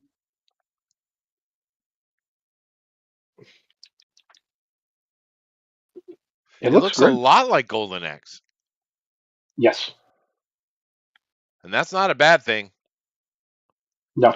No, we need more Golden Axe. It's a Yeah, shame that they can't get Golden Axe back. yeah, and Because it is retarded. it is in. I do, one thing I do love about it is I think either they just don't know, but a lot of people misunderstand that. There's a lot of technology in He-Man. Yes. It is a post-apocalyptic kind of situation. I, A I, lo- I like that the dragons are in there because the dragons always seem to be forgotten in Eternia. right. In the original show, the dragons are fucking powerful. Well, that's cool, dude. So very nice. HBO Max sets Song of the Samurai premiere date for new Japanese live action series. Huh? What's that? Oh I didn't boy. even get to Okay, that. wait. Let's take bets on this one. We have another Japanese-based show. How long do you think before they start complaining about not enough black people being in it? Fair enough. Can we, now that we're Come on, long a nice distance away from it, can we realize and accept how unbelievably hilarious it was that they finally make an Assassin's Creed in Japan. Finally, after all these 20 years, people have been asking for this, and they make the main character some black guy. Right? I know. Who has really no historical you know, precedence. it would have been funny if they, instead of trying to make it historical, they just said Assassin's Creed, some black guy. I would have fucking played it. Well, instantly, before I even get very far in this, I already see a problem, just from a Japanese point of view. Because, He's holding that katana all along. That's well, the one. well, that aside, but HBO Max has picked up Song of Samurai, a new Japanese, so it's Song of the Samurai. And basically, it's from a manga called Chiruran, and they've completely mistranslated. This nowhere in the name of this game is the word samurai at all. Shinsegumi is basically a policeman. Yep. Hmm. It's what it means, the newly created or newly chosen core. And it's from back after the Black Ships with Commodore Perry, and the Reformation era of them trying to change things. And they created these. And these guys would have actually been carrying guns, and things like that. They wouldn't have been doing anything samurai at all, at all. And Chiruran is just the name of whoever this Shinsen Gumi is. So automatically, this is not samurai at all. So maybe the manga itself is wrong. It's very possible. But that's weird. But people It's probably quite like weird. it. It is weird. Anyway, but those are not things I covered. So let me go do my last thing that I do. Do that you do. Box Office Mojo, baby. Look at I'm Scream, ready. huh? Let's see. Hmm. Now, it came out. I could care less about this franchise. I know it is for that generation, though, your generation. It is the Yep. schnizzle. I get it. So, it's just not my thing, and that's all right. But damn, opening Hmm. weekend, they got nearly 50 million in the pocket. It's not bad. That, I mean, I'd imagine that's making money or getting damn close to it. Well, the last It's a one was it's a a bit of horror resurgent, wasn't it? movie, and nobody in it's like a big draw star. No. They're not getting 20 million for a movie. So yeah, I think they're doing all right. I think Yeah, they're well, doing all right. Scream 6 was a bit of a resurgence for them, wasn't it? And they got the That's what Sidney I hear. Prescott series back. Let me just check it. Um, but that's not bad for an open weekend, though. Yeah, yeah, and they can pump these out every 2 years because Look at that. wow, yeah, 80 they made some money. million. Yeah, they made I wonder. in I that. bet you if you look somewhere on there, it'll tell you what the budget was. They definitely made money though. There ain't no way they spent 150 million dollars No. or even $100 million on a Scream movie. What are we doing? You could get away with doing this movie with the right, with the right people for well under 50 million. So I don't see any reason why they didn't make a ton of money.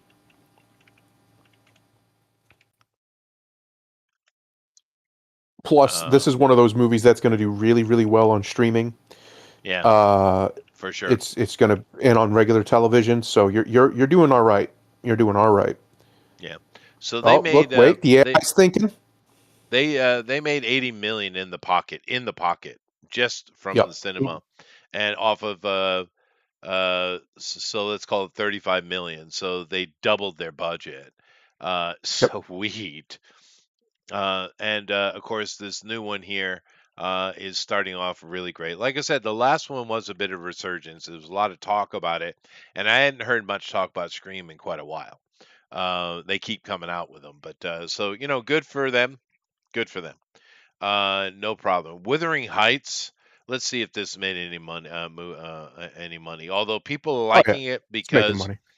it actually is telling the story it should be telling, right? Hmm. About horrible people getting their comeuppance. And rock on. And good for Margot Robbie for allowing herself to be in that role. And of course, I haven't seen it, but I'm sure she's showing off all the goods because she's got to that age where they either get out and come back much later as grandma or auntie characters, or they just start taking their clothes off, right? Yeah. And she made that choice. I haven't seen it, but I'm assuming Wuthering Heights, she's got to get naked, dude. There's no way, right? But anyway, but people are liking it because it's telling the story it should. They haven't woke it up, so that's good. Dude, $80 million in their pocket. Damn, Well, you say people, it's women. it That's is women. it's It women. is women. Of course, Women, it's for some reason, have decided this is a romantic story. It is not. it is It is not. actually It it is is a not. modern tragedy, is what it is. Well, I say modern. When it was written, it was a modern tragedy. The author was horrified to find out that people thought it was romantic. They're like, no, No, it's not. And no, God, why would you think that? And the interesting thing about it too, they're both wrong, the man and the woman. They're both Yeah. wrong, but Heathcliff and Catherine, right? But Yes. It's she's mostly wrong. Yeah. No, She she's not the creates hero of this story. she creates the whole damn problem. She should have stayed with him anyway. It's her. Yes. She did it, right? So it is interesting story, but like I said, people are enjoying it. So rock on. Not my kind of thing. Goat. you know what's funny though? Oh Just yeah, noticing still making money. how this worked out. The first two movies you picked, Warner Brothers and Paramount. Right, Strange how that worked. right, right. And they're hitting 21 pilots, more than we ever imagined. What the hell? Um, it's made 2 million in Concert film. pocket. It's a concert film. You don't see too many of those anymore. Okay. No, although Taylor Swift had a pseudo biopic concert thing came out last year and made some money. Um, Elvis Presley in concert, another one. Interesting. And they made 7 million so far. Wow, that's interesting. I wouldn't expect Elvis would pull like that these days. Apparently. It must be the black people. They complain about Elvis, but they love him. I like Well, Elvis. there's a lot of young people actually really like Elvis. Yeah. Modern music is only listened to by like really retarded third worlders. Yeah. Right? It's not super. It's not like it was when we were that age, where it was all the new shit, all the new all time. No, these kids are listening to the old shit. They really are. Every one of my nieces and nephews love my niece. She's 16. She just got her driver's license. Actually, her favorite band is Kill Switch Engage. Wow. Kill Switch. Yeah, no, Yeah. it's all the old stuff, dude. Send help, dude. We got to watch this movie because it is making money. Doing all right. Yeah, it's doing well. So should I even click it? I'm afraid. What do we get? Did it Zootopia. finally? Yeah, it's Look how close it came, though. Look how close it came to that 2 Billy. That's Yeah. pretty good. However, it's still in the top 10. Just. Yep. Still. That's crazy. Let's see. Avatar. Is he going to get his money he needs? Not even close. All right. Nope, he's not making it this time. Well, it's his fault for this is my own personal. That's that's going to be interesting. What are they going to do with the Avatar movies going forward? If considering that this doesn't look like it's going to make what it needs to, because you're planning what they planned 6 movies? Oh yeah, I really? think so, something like that. Yeah, he's got a whole series he's doing. And if you're already seeing, if you already need to make, $2 billion to make a profit, and you're already 3 movies in and you have a noticeable diminishing return like this, Yep. Yeah. Well, you gotta wonder. Yeah. Do you get all 6? That's We'll true, see. Booster. That is true. Young people are always do what they're told. That's how it works. Uma Musume, um, uh, daughter Uma.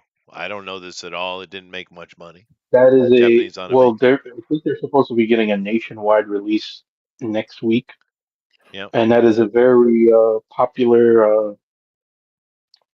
I know it's a popular game and a popular, I think, manga.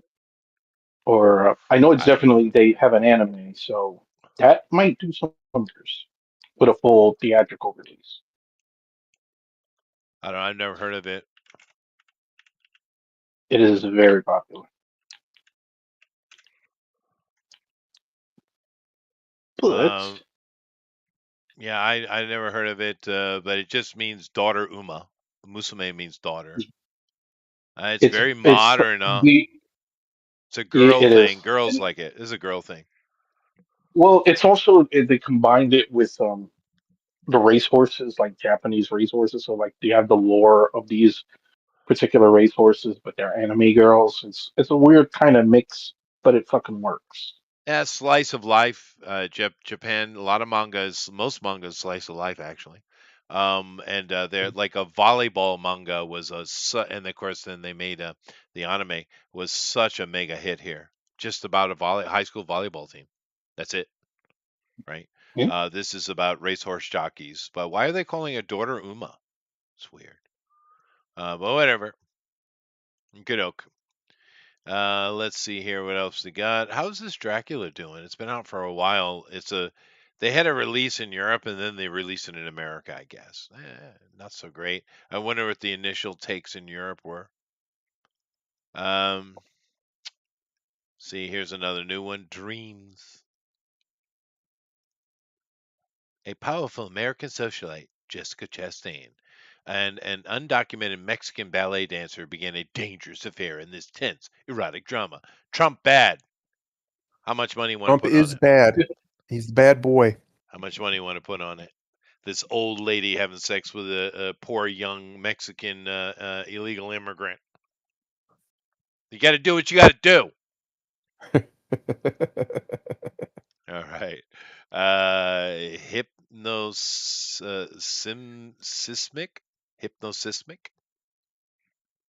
So what? The process of sleep. All right. You made some money though. Damn. Worldwide. I don't know what the hell this is, dude. Battle of Pride. What the hell is this, dude? A concert video, maybe? It sounds super gay. But then again, Europe. What do you want? Yep.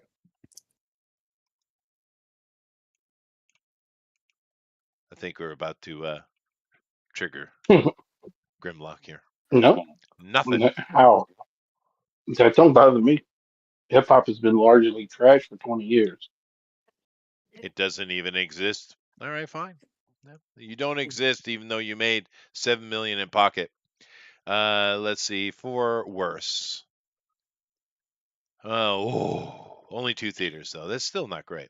Newly divorced sober mom goes to a wedding with a much younger date and behaves like a drunk 25-year-old bridesmaid to try to keep up.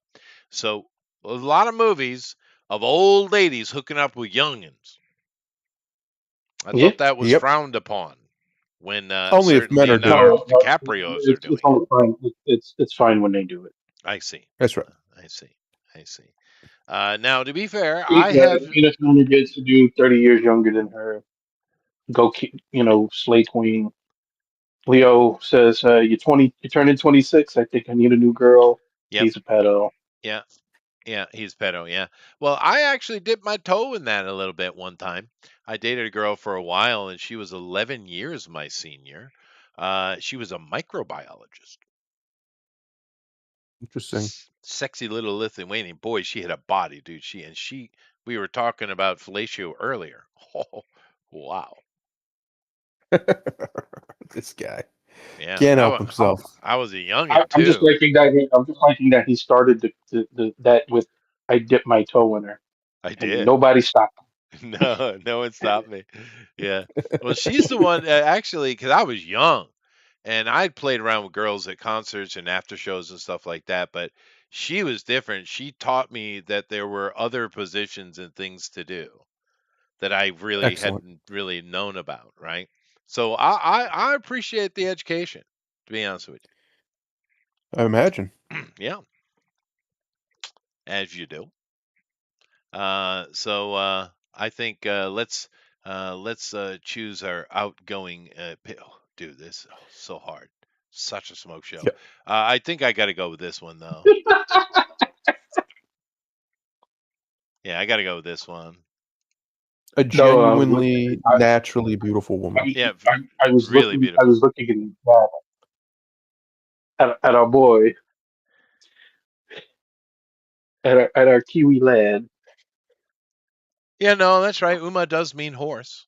I thought they were just calling her Uma because that is a name here in Japan. Uma does mean horse, though. But it isn't young girl, it means daughter. Musume means daughter. Dada. So So house horse daughters, dog. which is very, now I really got questions. I just thought they were calling Uma because it is a name here. But it also means horse. Oh. But anyway, yeah, she is such a natural beauty. Too bad she's so dumb. And it's not just listening to interviews. She's really stupid and vulgar. She's trailer trash is what she actually is. I know, shocking. But just a beautiful trailer trash. What was that? What was that show with the guy that was trying to repair his karma? My name is Earl. My name is My Earl. name is Earl. Yeah, she's the blonde in that. Is what she is. Jamie Presley was hilarious in that fucking She show. is great in that. She's the better But she's Margot also Robbie. gorgeous. She is beautiful, and so is Margot Robbie. Margot Robbie's a pretty Yeah. girl. But that lady is a way better actress than Margot Robbie, though. Oh yeah, yeah. And yeah And they 100%. look so almost identical. You could 100%. easily mistake them.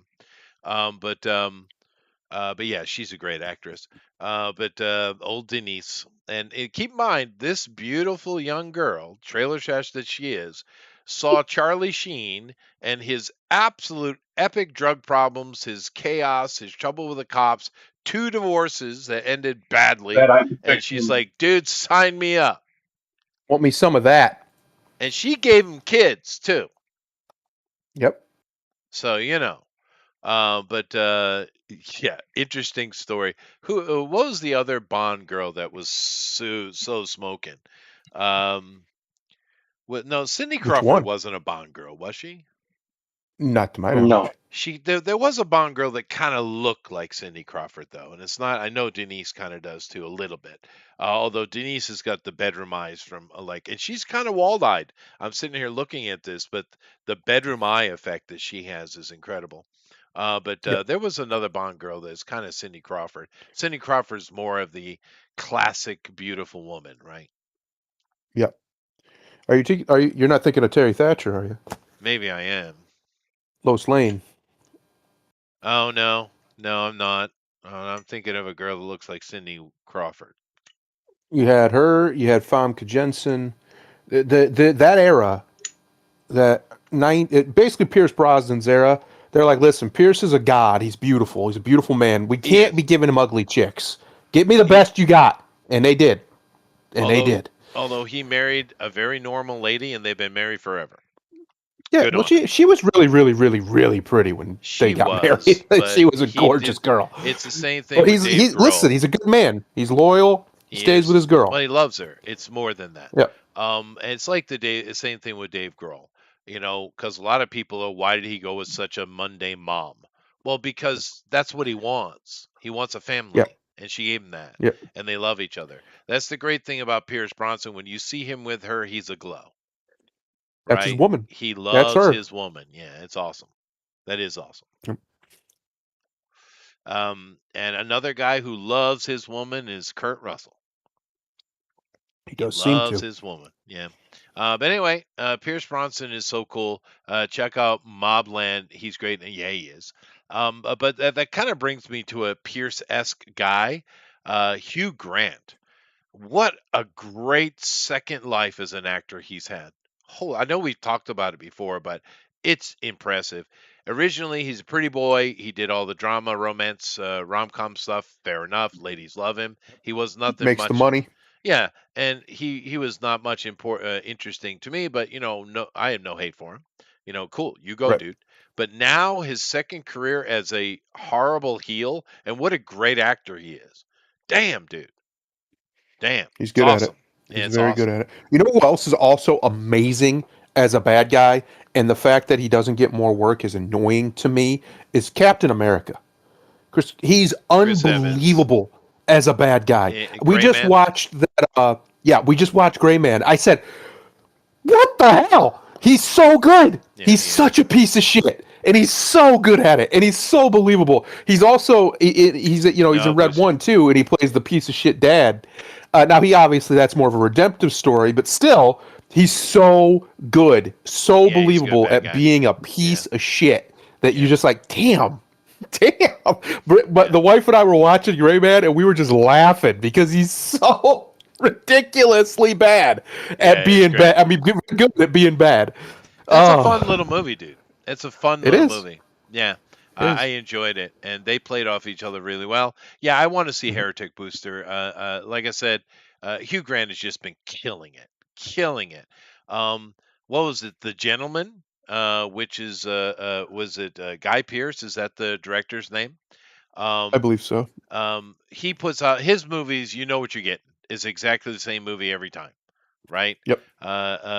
Lock, Stock, and Two Smoking Barrels. The one with Brad Pitt in it. Was it called Snatch? Great. It's Hmm. great stuff. It's fun. But that Gentleman, where he plays, they're all bad guys, but he plays a bad guy in it. Oh, that is the magnum opus of Guy Ritchie, dude. That is the best Guy Ritchie movie that ever. It's no Guy Ritchie. Didn't I say Guy Ritchie? No, you said Guy Pearce, Guy but no, Pearce. it I is Guy was Ritchie. wrong. Guy Ritchie. I'm Yeah. sorry, but you know who I mean. Yeah. That guy. I did. Yeah. Um, and but the Gentleman is the pinnacle of Guy Ritchie, dude. It's It's so pretty good. so good, and It's pretty good. everybody in it kills, and Hugh Grant is freaking spectacular, dude. It is. They're fun I like characters. Snatch too, though. Snatch is a good time. Snatches, dude. That's where Brad Pitt showed you he's a good actor, right there. Yeah, well, I already knew he was, but yes, he definitely cemented it because holy shit, he's talking pure gibberish, but he's not though, because that's how they actually talk. No, But he it went and sounds learned like it. pure gibberish. He went and learned it. And the I thing know. is, it's all about selling, right? That's what an Yeah. actor is. If you took someone, I'm old now, but you took someone with my basic, bouncer experience, right? A guardman or something like that, and you put them Hmm. against these Hollywood action guys, like say a Brad Pitt. I'm going to side with the guardman because he has experience and he's probably going to be able to deal with the Brad Pitt because Brad Right. Pitt's probably not an actual fighter, right? However, and that doesn't matter, right? Because that's about selling it. Most of Yeah. these Hollywood people are not actual action heroes, but can you sell it? Brad Pitt Mhm. can sell the hell out of action. Holy Still to shit! this day, Yeah. he can still do it. He's really Oh, good at it. that what was that Bullet Train? That was great fun, dude. Bullet Train's great. It's Yeah, that honestly, the more I think about it, the farther away from it I get. I think in the last decade, that's my favorite movie. I it's love so that fun, movie. dude. It's so It's much so fun. much fun. Yeah. But yeah, it's about selling it, and a lot of these ladies, they get upset because their action women aren't making any money, right, for a very long time. Because keep in Yeah, mind, this women lead, women action, women cop drama has been going on 30 years, 30 that's right. years, right? You That's right. go Yeah. look and you count, like with just TV shows from around the Western world. There's way, way, way more female-led stuff than there are men. Way more, and they Yep. don't make money and they're not successful for one simple reason. It isn't about throwing the random woman who can maybe do some acting into a role. She has to be able to sell it. That's right. And they can't. They don't focus on that. Where they could, we know there are women who can sell the hell out of it, but Yes. they don't hire those. No. And I don't know why. It's so weird. Lock, It Stock, and is. Two Smoking Barrels is a killer movie, and so is that. I love all Guy Ritchie shit. They're fun. Yep. I just couldn't believe, as I'm sitting there watching Gentlemen with my wife, I couldn't believe the masterpiece that was unfolding. I was like, damn, dude, this Yeah. is the essence of everything he's done in his life in one package. And I know it sounds like I'm overhyping it, but dude, The Gentleman is such a good movie. It's And so good. Mr. Grant also is in the sadly underappreciated Dungeons and Dragons movie as the main villain of that. Yeah, yeah. He's a good actor, And dude. I that love his he's so resurgence. good. And I haven't seen it, but the Willy Wonka movie, the clips I have seen, he seems great as the Oompa Loompa. He Didn't know that does. was a thing. He did. No, he looks great. The clips I've seen, because he was supposed to be guarding the chocolate beans. You know, they're actually, the pods are actually quite large, right? And Yeah. and he fell asleep on the job. And Willie, not knowing any of this, finds the chocolate beans and climbs the tree and takes them with him, right? Because he's looking for exotic things to start his business. And then the uh, Oompa Loompa tribe task him with going into the world and recovering their chocolate pots, right? So Mhm. he's in a way exiled out into the world. Now, of course, in the Johnny Depp version, they're a bunch of primitives living in a jungle, right? Mhm. But his Oompa Loompa, he is the most posh, nose in the air British guy from 100 years ago style, right? Nice. So British, and his presentation of the Oompa Loompa, it's amazing, dude. It's so good. It's so good. I can't stand that Uh, little munchkin of a man that's playing Willy Wonka. He's not a good singer. He's not a good dancer. He's not entertaining to me whatsoever. But Hugh hmm. Grant was killer. He usually is. What's his name? He usually is. Timothy Chalamet? You're not a big fan of Timothy Chalamet. I know you No, don't the like him the much. freaking I miniature like human. I like him in Dune. I know you don't. I like him. I think especially the second one, he was easily the best part of that movie. Well, He he has killed to it. be. He came alive, and he was absolutely the Lisan Aghalib by the end of it. 100%. He killed it. Yeah, dude. I And I don't know saw how, because that little twink of a man is not intimidating at all. no, but I No one would saw be intimidated by him. I saw a clip of the second movie of him fighting Fade, right? Yep. And it was horrible. It's the worst Yep. fight of Fade I've seen in the history of Dune. I agree with you. The Fade fight's bad, but up until that point is really good. Especially when he does the speech in the little temple thing. I can't remember what it's called, where he announces himself as the Messiah. Effectively, he killed that. He absolutely kills that. Mohadib. Yeah, it's so good. He's really good in the role. Now the problem is the action. He's a little little. He's a small guy. He's He's too not he's little. not He can't exactly sell it. He imposing. can't sell it. But then Tom Cruise, little guy. They're probably similar height, although Tom puts a Yep. lot more thickness on than Chalamet. Chalamet is just what's that word you and Booster taught me? Twink? A twink. Yeah. He's a bit of a twink. But Tom is small, but Tom will sell action all day long, dude. Really well. Yeah. And you know he ain't he can't even get out of a freaking paper box. That's wet. Well, Chalamet just turned 30 recently. Yeah. So he will probably thicken up a little bit here in the next few years, as you do. You know, you start to fill out as a man Well, yeah, but if he in your took early his 30s. job seriously, he'd already been thickened out. Maybe he can't. Maybe he's one of those guys who Yeah, just he can't might be. You're right. without substance. He can't boost it. Which, granted, they'll give you in Hollywood. They don't have qualms. I'm just But yeah, that's true. But just to be fair, I just am sick and tired of these twink actors. I'm sick and tired of. Sick Yeah. and tired of it. let's be honest. Tom Cruise was one for a long time. A He bit of a was, twink. but he really worked on his craft, though. I mean, He did. Tom really did. But we do get some small ones occasionally, but some of them do good. Like for instance, Tobey Maguire playing Peter Parker. Yep. Now, Yep. to be fair, it was ridiculous. All the high school scenes, there's nothing but 30-year-olds in there. But then again, go watch any movie from the 80s. That's Hollywood, buddy. That's Hollywood. But dude, the shape he got himself in for that role. Yeah. Give him props, dude. You got these grown-ass men, clearly grown-ass men Clearly. with scars on their face, walking around in Letterman jackets. Right, I know, yeah, Hollywood, the 80s, boy, 70s too. Interestingly enough, in the 60s, we had a little bit of that, but you actually more often than not would actually get kids playing high schoolers. Isn't Yeah. that interesting? But then back then in the 60s and earlier, most of your lead actors were in their 40s or 50s. They Yeah, they were weren't older. young people. So when a Mhm. young person was in it, they actually were young. Well, But around you had to pay your dues. It took look at Clint Eastwood. Look how long it took him before he right, was anything. that's true. Uh, And he was in a lot of yeah. those kind of movies playing kids. Yep. But I think in the 70s, I think maybe what changed is they started throwing a lot of TNA in movies, right? That and the laws changed. It became very expensive to have a minor on set That compared to just too. having somebody Yeah. over age.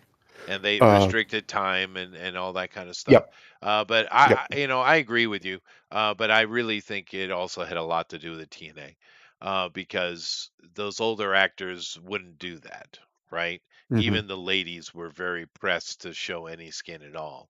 But younger people will sell their Well, soul. because the ladies were smarter, they knew that once they did that, their value went down Yep, because the yep, mystery's gone. yep. And that's exactly what happens to all these ones nowadays. As soon as they get to the place where they start taking clothes off, their career's usually over.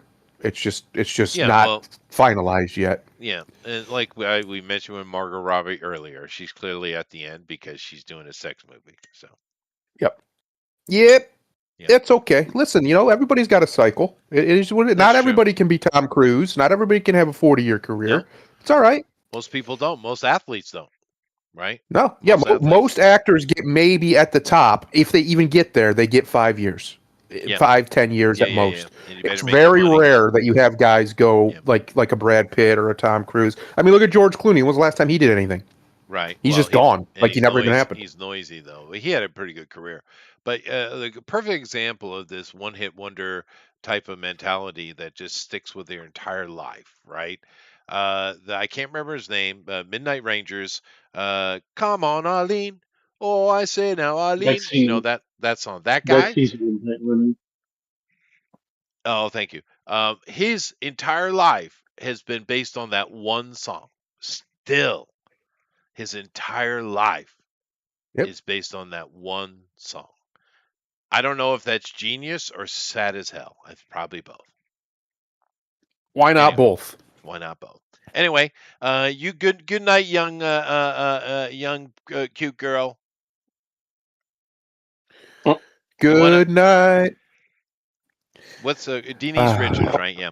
Grimlock, what do you got? Thank God it's March. Oh yeah, I got a busy March. Um, I bet. Because what you took off last week and then you come back this week and another dictator goes down. Oh So hey, well it's getting a little fishy, Chester. Every time you disappear for a week, somebody gets got. well I got they Getting got a me on little fishy. they got me on a schedule for I got to go to Singapore, I got to go to New York, I got to go to Norway. mm, let, let, let, let him take a trip to California and something mysterious happens to Gavin Newsom. Hmm. All of a sudden, Gavin Newsom found dead. Wait a minute. Grimlock, you don't understand the system. We always choose a target location far from the actual location. But We found the corpse of Gavin Newsom today with a rusted saxophone planted up his ass. yeah, We had to stop Bill sir. Clinton from trying to play it. It was very weird. Right, sir. I would never allow my saxophone to become rusty. What are you talking about? I knew that was Um, going to be his I didn't, point of contention. I knew it. I didn't say it was going to be yours. I just said there was one there. some random thrift Somebody's shop selling one saxophone. Yeah, themselves. yeah. I'm actually going to buy. I'm buying a new saxophone right now. It's being built as we speak. Well, I assume it is. Probably take about 3 months to get to me, but I do like the hand built stuff. I'm getting a Yanagisawa this time. Hmm. It's very nice. I'm getting a soprano. So I've always wanted to buy one of them. I finally pulled the trigger. I've had extra cash flow in injections recently, so I decided to splurge on myself a little bit. But anyway, Thundero, dude, that's what I got. Take That's 7. it. That's all he's got. He ain't got no more. I'm just going to do Chester's favorite one because it's quick and easy. Master's not the one who completes his training. The master is the one who never stops. And Denise Richards was one of the only living 10s in her prime. That's all.